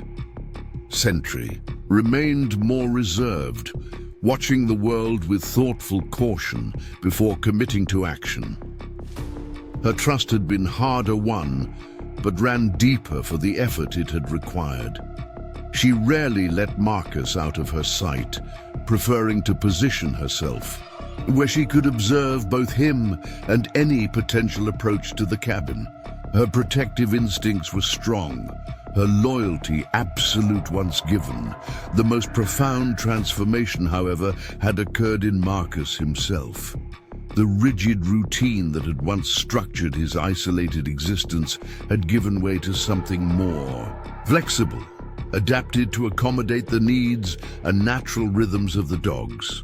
He found himself talking more, explaining tasks as he performed them, praising good behavior, even occasionally sharing thoughts he would once have kept firmly locked inside. This morning, Marcus stood on the porch watching Scout and Sentry explore the freshly fallen snow within the now completed fence enclosure. The substantial barrier surrounded a generous portion of the clearing, high enough to keep the dogs in, and most wildlife out. It had taken Marcus weeks to complete, working steadily through increasingly cold days, but the security it provided was worth every hour of labor. "Come on, you two," he called, his breath visible in the frigid air. "Time for breakfast," Scout responded immediately, bounding through the snow with exuberant leaps. Sentry followed more deliberately, pausing at the perimeter for one last scan of the tree line before joining them on the porch. This boundary check had become part of her routine, a behavior Marcus recognized from his own military days. Always know your surroundings, always be aware of potential threats. Inside, Marcus prepared their morning meal, a routine so familiar now it required little conscious thought. The puppy's diet had transitioned from the special recovery formula to high-quality puppy food, supplemented occasionally with fresh meat or eggs from his infrequent trips to town. As the dogs ate, Marcus reviewed the day's plan in his mind. The heavy snowfall meant certain tasks were necessary: clearing paths, checking the roof for excessive snow load, bringing in additional firewood. The puppies would enjoy the outdoor activity, though he'd need to monitor how long they stayed in the cold, especially Sentry, who was still slightly leaner than her brother. A sharp knock at the door interrupted his thoughts, causing both puppies to lift their heads from their bowls. Sentry gave a low, warning bark, not aggressive but alerting. Scout, ever the optimist, wagged his tail in anticipation of a visitor. Marcus glanced at his watch, confirming what he already suspected.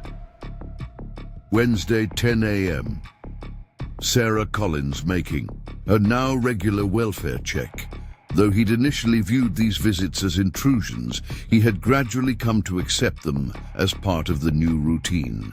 Sarah had proven herself to be both knowledgeable about dogs and respectful of his boundaries, a combination he hadn't expected.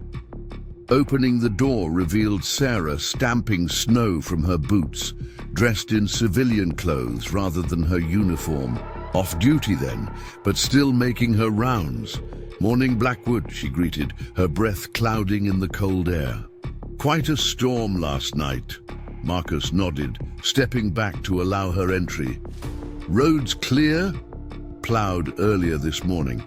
Main roads, at least." She entered, immediately crouching to greet the puppies who had approached. Scout with enthusiasm, Sentry with reserved interest. "Look at you two getting so big." Over the weeks, Sarah had earned Sentry's cautious approval by never pushing for interaction, always allowing the more reserved dog to set the pace of their relationship. Today, Sentry actually approached close enough to sniff Sarah's outstretched hand, a small gesture that nonetheless represented significant progress. "They're looking great," Sarah commented, straightening up, that new food agreeing with them. Marcus nodded. "Putting on weight properly now. I can see that." She glanced around the cabin, noting the changes since her last visit. "You've been busy. Is that a new dog gate?" She indicated the wooden barrier Marcus had constructed to block off the kitchen area when needed. "Built it last week. They're getting more curious." Sarah smiled at this understatement. Puppies get into everything. Better to be prepared. She reached into her jacket pocket.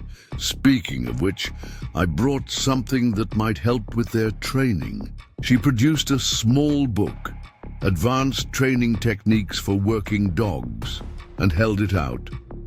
"Thought you might find it useful. It's more specialized than that basic guide you've been using. Focuses on developing their natural abilities." Marcus accepted the book, leafing through it with genuine interest. The techniques described were more sophisticated than the simple commands he'd been teaching, focusing on scent work, obstacle navigation, and practical skills that working dogs would need. "Found it helpful with my retriever," Sarah explained. "These two are smart, especially Sentry. They need mental challenges as much as physical exercise." The observation was accurate. Marcus had noticed the puppies becoming restless on days when snow confined them indoors, seeking stimulation through increasingly creative mischief.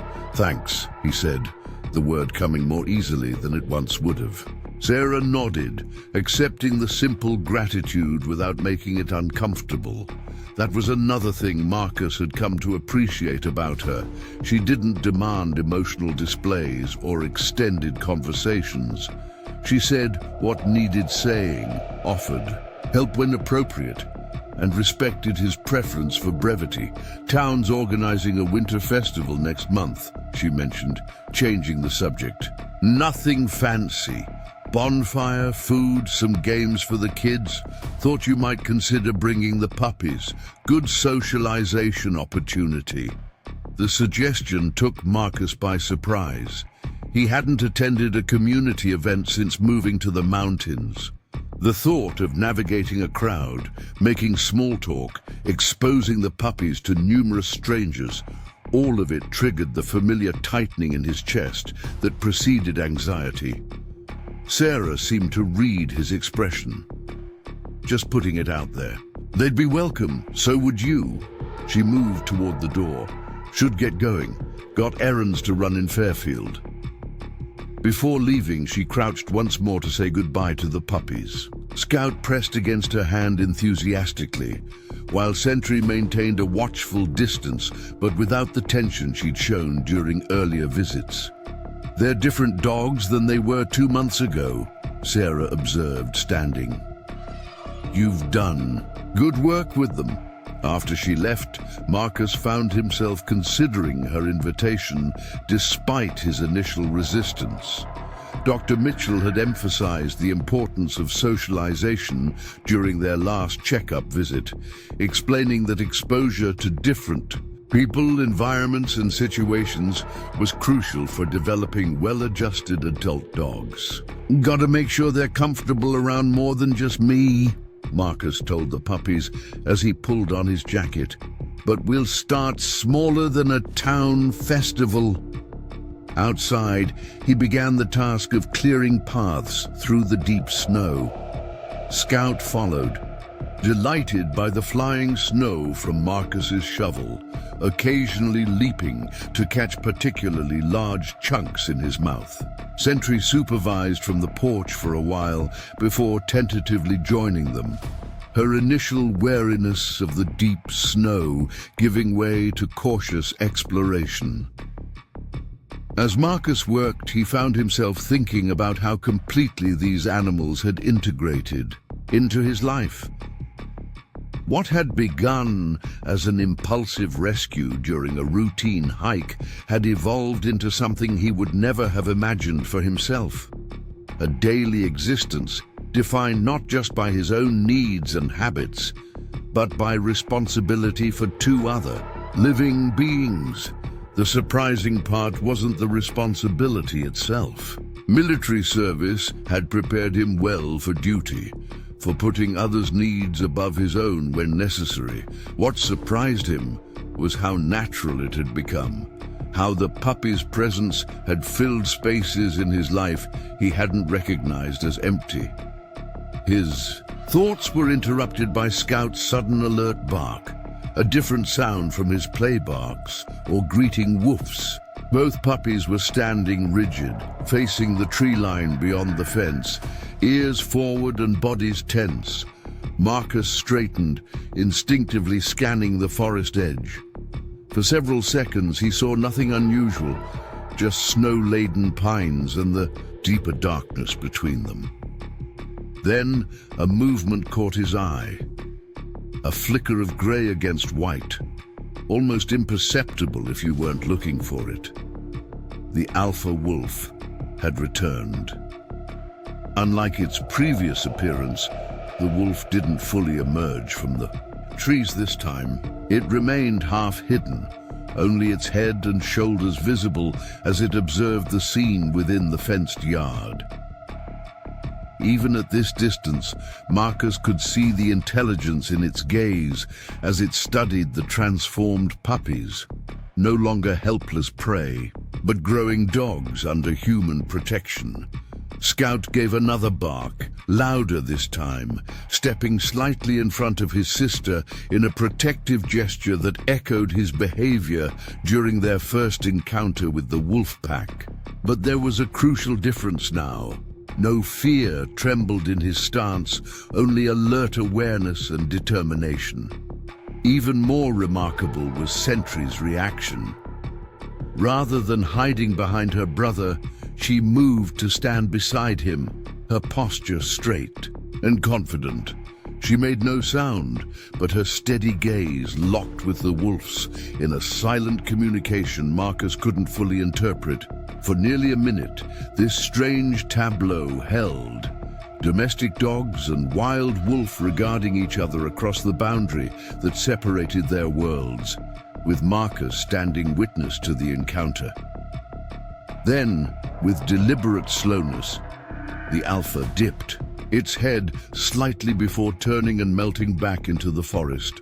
Scout relaxed almost immediately, turning to Marcus with what looked remarkably like pride, tail wagging as if to say, "Did you see that?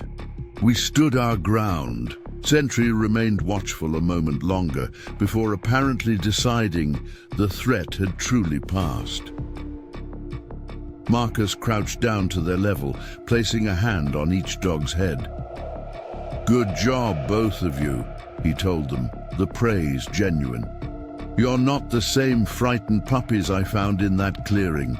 That evening, as snow began falling again outside, Marcus sat in his armchair with the training book Sarah had brought. Scout was sprawled at his feet, occasionally twitching in his sleep as he chased dream rabbits. Sentry had claimed her usual spot on the couch where she could keep both Marcus and the door in her line of sight. The wolf's return had occupied Marcus's thoughts throughout the afternoon. Unlike their previous encounter, today's visit had felt less like a potential threat and more like assessment. As if the alpha was checking on the progress of these creatures it had once seen as easy prey. Perhaps that was anthropomorphizing, projecting human motivations onto animal behavior. Yet Marcus had spent enough time in wild places to know that the natural world operated by rules more complex than most people understood. Wolves were intelligent, social creatures with their own forms of communication and relationship. Who was to say what meaning this particular wolf ascribed to its encounters with the puppies? Whatever its purpose had been, the appearance served as a reminder. Scout and sentry existed between two worlds, born to domesticity but touched by wilderness, rescued from death but forever marked by their early trauma. Their journey from that desperate moment in the clearing to the confident young dogs they were becoming paralleled Marcus's own transition from isolated survivor to reluctant guardian. "We're all works in progress," he told them. The quiet observation met with Scout's sleepy tail thump and Sentry's attentive gaze. The snow continued to fall outside, adding another layer of insulation to the world beyond the cabin walls. Inside, the fire crackled in the hearth, casting warm light over the scene of man and dogs at ease in each other's company. Marcus returned to the training book, mentally noting techniques that might help prepare the puppies for whatever challenges lay ahead. Winter in the mountains would test them all, but facing it together seemed infinitely more manageable than the solitary existence he had once thought was his only option. Tomorrow would bring new tasks, new training opportunities perhaps, even new decisions about how much interaction with the wider world these puppies needed. For tonight, however, this moment of peace was enough. A quiet affirmation that sometimes the most unexpected rescues work in both directions. The winter deepened, wrapping the mountains in layers of snow and silence. January brought temperatures that plunged well below freezing, transforming the forest into a crystalline landscape where breath froze in mid-air and the crunch of snow underfoot carried for hundreds of yards. For Marcus, winter had always meant increased isolation. Fewer hikers traversing nearby trails, less wildlife visible in the clearings, road conditions that made trips to town challenging at best. This winter was different. The cabin, once a place of solitary contemplation, now hummed with energy as Scout and Sentry approached their 7-month milestone. Their bodies were losing the rounded puppy appearance, limbs lengthening toward adult proportions, their golden coats thickening against the cold. Scout had grown into a handsome young dog whose friendly demeanor masked a surprising intelligence. Sentry remained slightly smaller than her brother, but compensated with a watchfulness and problem-solving ability that continually impressed Marcus. After much consideration, Marcus had decided against attending the town's winter festival. Large gatherings remained outside his comfort zone, and he questioned whether exposing the puppies to that level of stimulation all at once would benefit their development. Instead, he had created a more gradual socialization plan, beginning with occasional trips to Dr. Mitchell's clinic for social visits, rather than just medical checkups. Today marked another step in that careful plan. A visit to Sarah Collins' property on the outskirts of Riverdale, where her retriever, Max, could provide much-needed canine socialization. Marcus had resisted the invitation initially, but Dr. Mitchell's insistence that interaction with stable adult dogs was crucial for proper development eventually convinced him. "Just a few hours," Marcus told the puppies as he loaded them into the Jeep. Scout jumped in eagerly, always ready for an adventure, while Sentry required more coaxing, her cautious nature making her skeptical of change. The drive to Sarah's place took 40 minutes, the roads mercifully clear despite recent snowfall. Her property came into view as Marcus rounded the final bend, a modest cabin similar to his own, but situated on gentler terrain with a large fenced yard and outbuildings that suggested more regular human activity. Sarah was waiting on the porch, dressed in jeans and a heavy sweater rather than her usual uniform. Beside her stood Max, an imposing golden retriever whose calm demeanor reflected his 7 years of life experience. As Marcus parked, Sarah raised a hand in greeting but made no move to approach, giving him space to bring the puppies out in his own time. "Ready for this?" Marcus asked Scout and Sentry as he opened the Jeep's door. Scout answered with an enthusiastic tail wag, while Sentry pressed against his leg, uncertain but willing to follow his lead. Sarah remained on the porch as Marcus approached, keeping the introduction controlled. "Good to see all of you made it safely," she said. "Roads weren't too bad?" "Manageable," Marcus replied, his attention split between the human conversation and the dog's reactions. Scout was straining forward on his leash, eager to investigate Max, while Sentry hung back, assessing the situation with characteristic caution. "Let's take this slow," Sarah suggested, recognizing Sentry's hesitation. "We can let them meet in the yard where there's plenty of space." The fenced yard proved ideal for this first interaction, large enough to allow retreat if needed, but secure enough that Marcus didn't need to worry about the puppies bolting if startled. Sarah guided Max into the space first, giving him simple commands that demonstrated his excellent training. "Max is great with other dogs," she explained as they watched him calmly explore the yard, especially younger ones. He's helped socialize several rescue puppies before. Marcus appreciated the careful preparation. It matched his own methodical approach to challenges: assess, prepare, execute with attention to detail. He released Scout first, keeping Sentry close as her brother made the initial contact with the older dog. Scout approached Max with puppyish enthusiasm, body language conveying friendly interest. Max responded perfectly, standing relaxed and steady as the younger dog circled and sniffed him.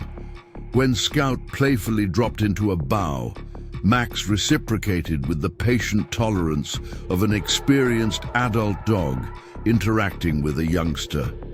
"Max knows the protocol," Sarah commented with evident pride. "He'll let Scout set the pace." Seeing her brother's positive experience, Sentry began showing interest in joining the interaction. Marcus loosened his grip on her leash, allowing her to approach at her own speed.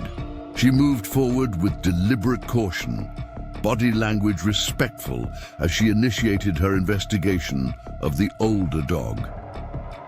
Max's response to Sentry was subtly different. He seemed to recognize her more serious nature, adjusting his behavior accordingly. When she finally relaxed enough to sniff his face, he remained perfectly still, allowing her to complete her assessment without pressure. "He's reading them perfectly," Marcus observed, professional admiration in his tone. Sarah nodded. "That's why I thought he'd be good for their first meeting. He's like the wise old uncle who teaches the youngsters proper manners." Within 20 minutes, all 3 dogs were moving comfortably around the yard. Scout had initiated a game of chase that Max participated in with measured enthusiasm, while Sentry alternated between watching from a slight distance and making brief forays to join the play. "Coffee," Sarah offered, gesturing toward the cabin. "We can watch them from the kitchen window," Marcus hesitated. Leaving the puppies, even in a secure yard with a trustworthy dog, triggered his protective instincts. But this was precisely the point of the visit: controlled exposure to new situations, gradual building of independence. "They'll be fine," Sarah assured him, correctly reading his concern. "The yard is secure, and I can see every inch of it from the kitchen."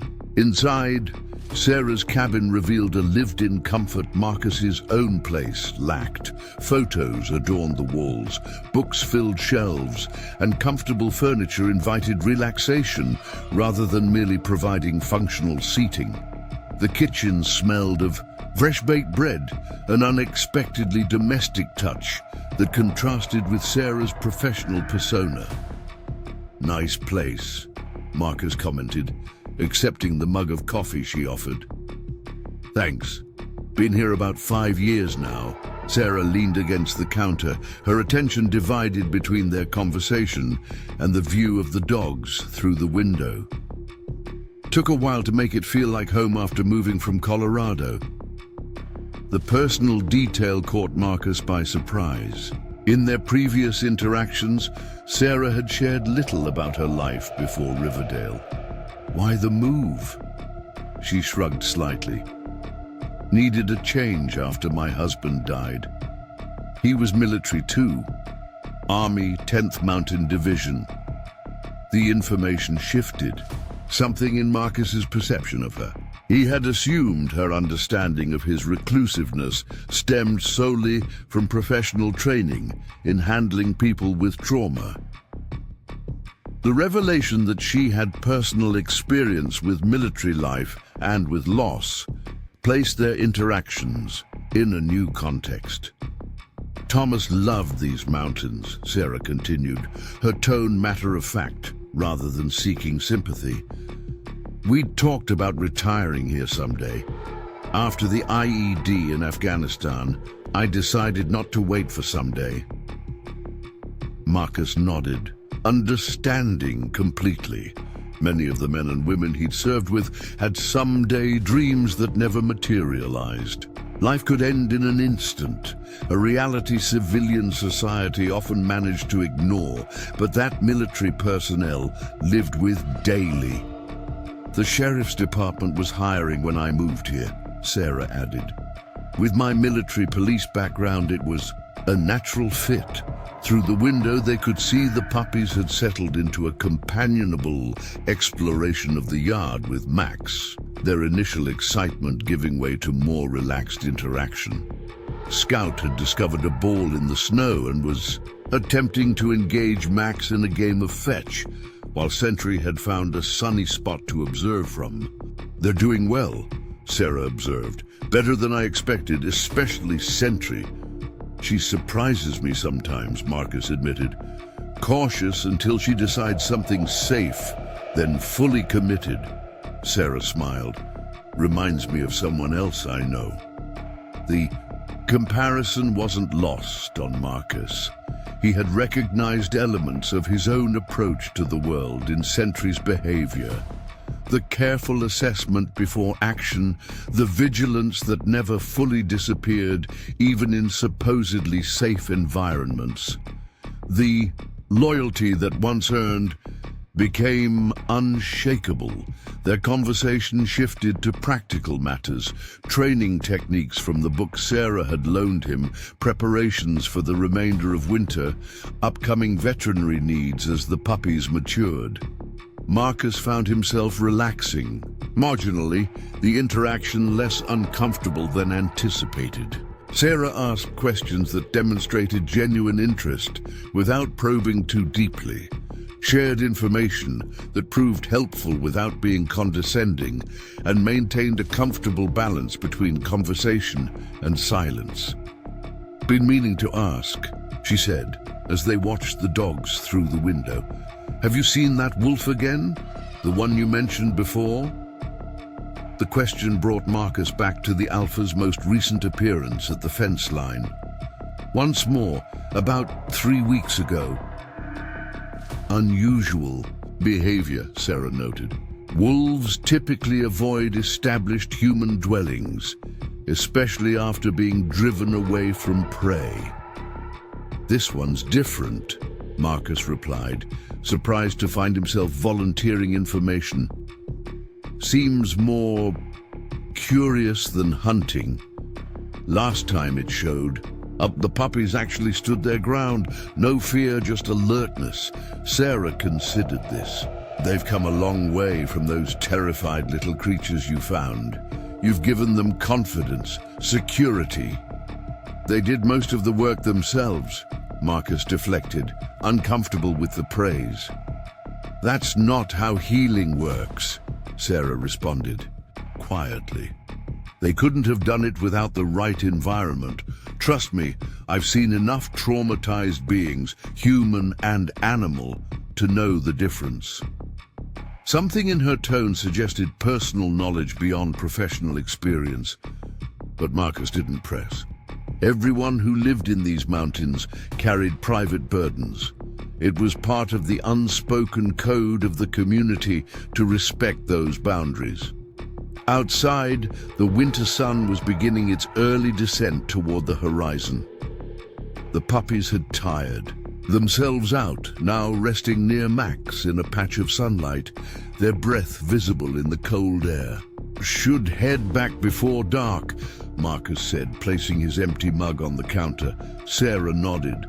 Roads get tricky after sunset, but this went well. Maybe we could make it a regular thing. Good for all the dogs, and Max enjoys the company. This invitation hung in the air between them, not just for the dog's benefit, they both knew, but a careful extension of human connection as well. Marcus had spent years building walls between himself and others, creating a life defined by its deliberate solitude. Those walls had protected him, given him space to process experiences too complex for casual understanding. But the puppies had created cracks in those structures, requiring him to extend himself beyond comfortable boundaries. Each step, accepting. Sarah's visits, making regular trips to Dr. Mitchell's clinic, and now this social interaction away from his own territory, represented a small but significant shift in his carefully constructed isolation. It could work, he agreed finally. Once every couple of weeks, maybe. The drive home was peaceful, both puppies exhausted from their social adventure.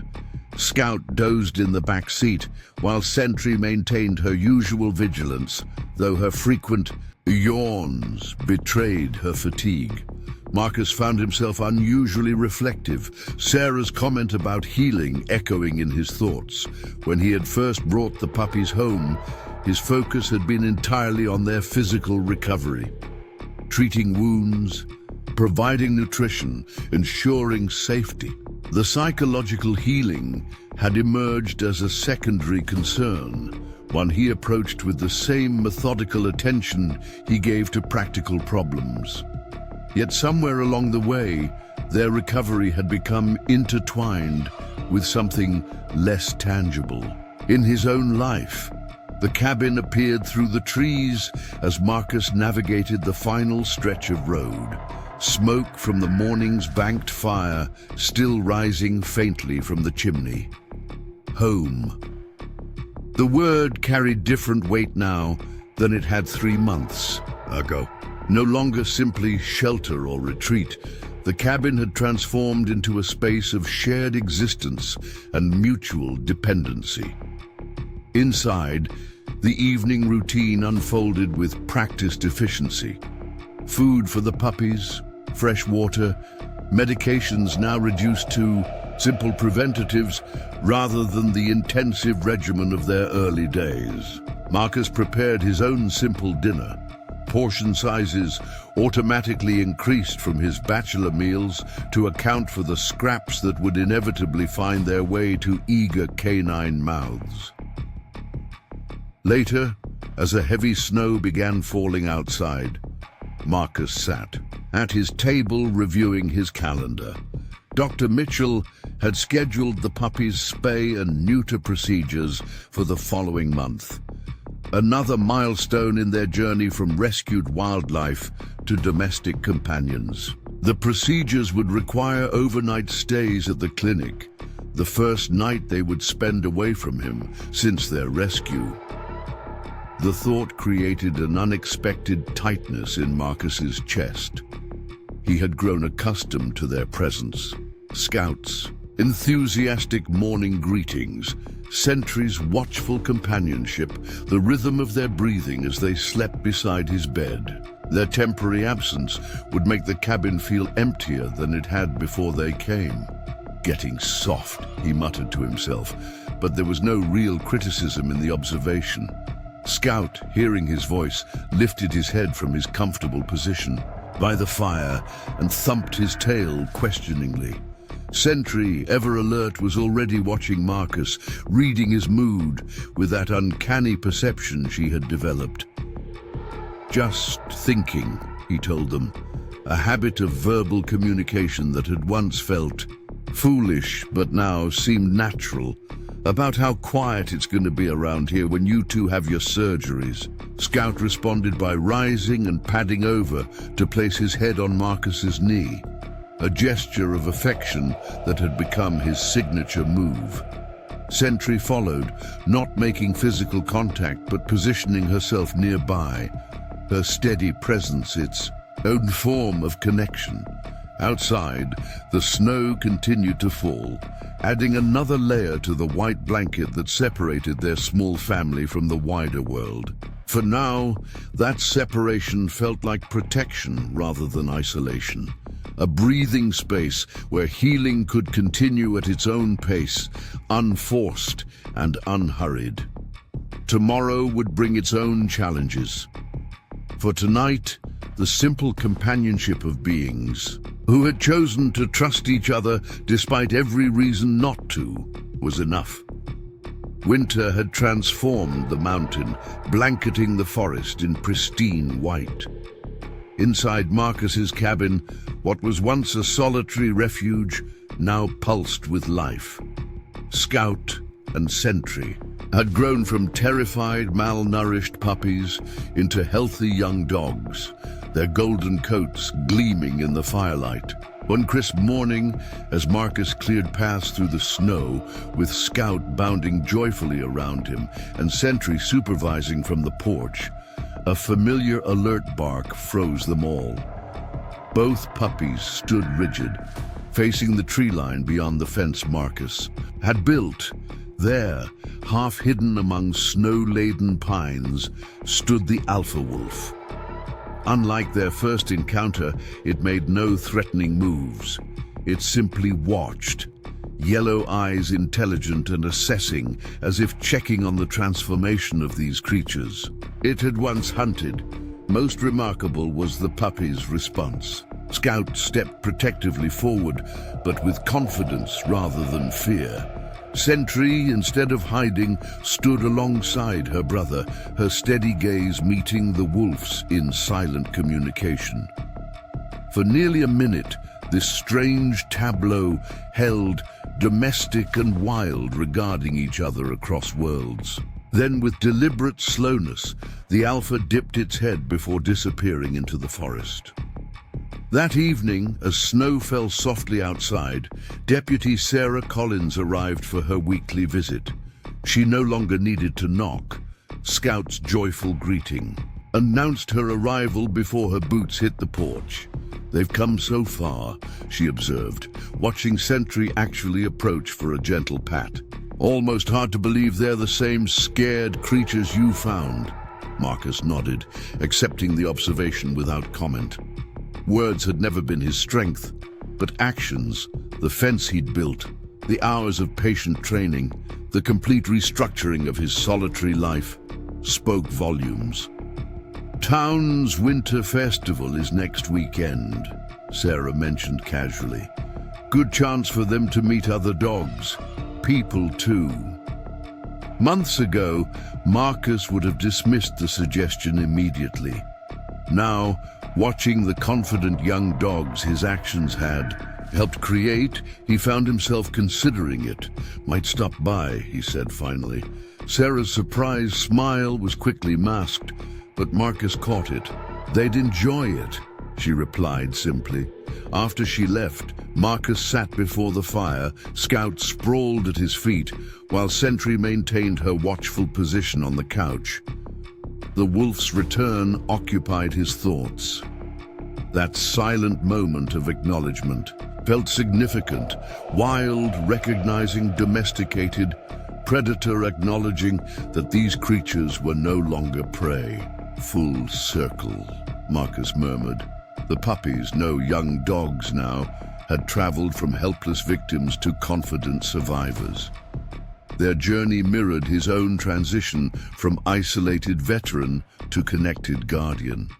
What began as a moment of intervention between predator and prey had become something none of them could have anticipated.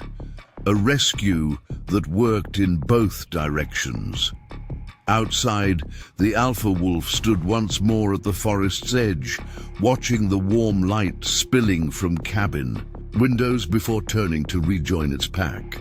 Inside, Marcus reached down to stroke Scout's head, Sentry's watchful gaze softening as she observed the familiar gesture of affection. Sometimes, Marcus reflected, the most unexpected encounters lead us exactly where we need to be, even when we don't know we're lost. If this story of rescue, healing, and unexpected connection touched your heart, make sure to subscribe to our channel for more powerful stories of animal rescue and human compassion. Every video brings you closer to the untamed beauty of nature and the extraordinary bonds that can form between humans and animals in the most unexpected circumstances. By subscribing, liking, and sharing, you help us continue bringing these inspiring stories to life. Your engagement allows us to spread awareness about animal rescue and the profound impact these connections can have, not just on the animals saved, but on the humans who save them. Our channel is dedicated to showcasing authentic, heartwarming stories that remind us of the healing power of compassion and the remarkable resilience of both animals and humans. Hit the subscribe button and turn on notifications so you never miss another incredible journey of transformation. Together, we can create a world where every animal's story is heard and appreciated.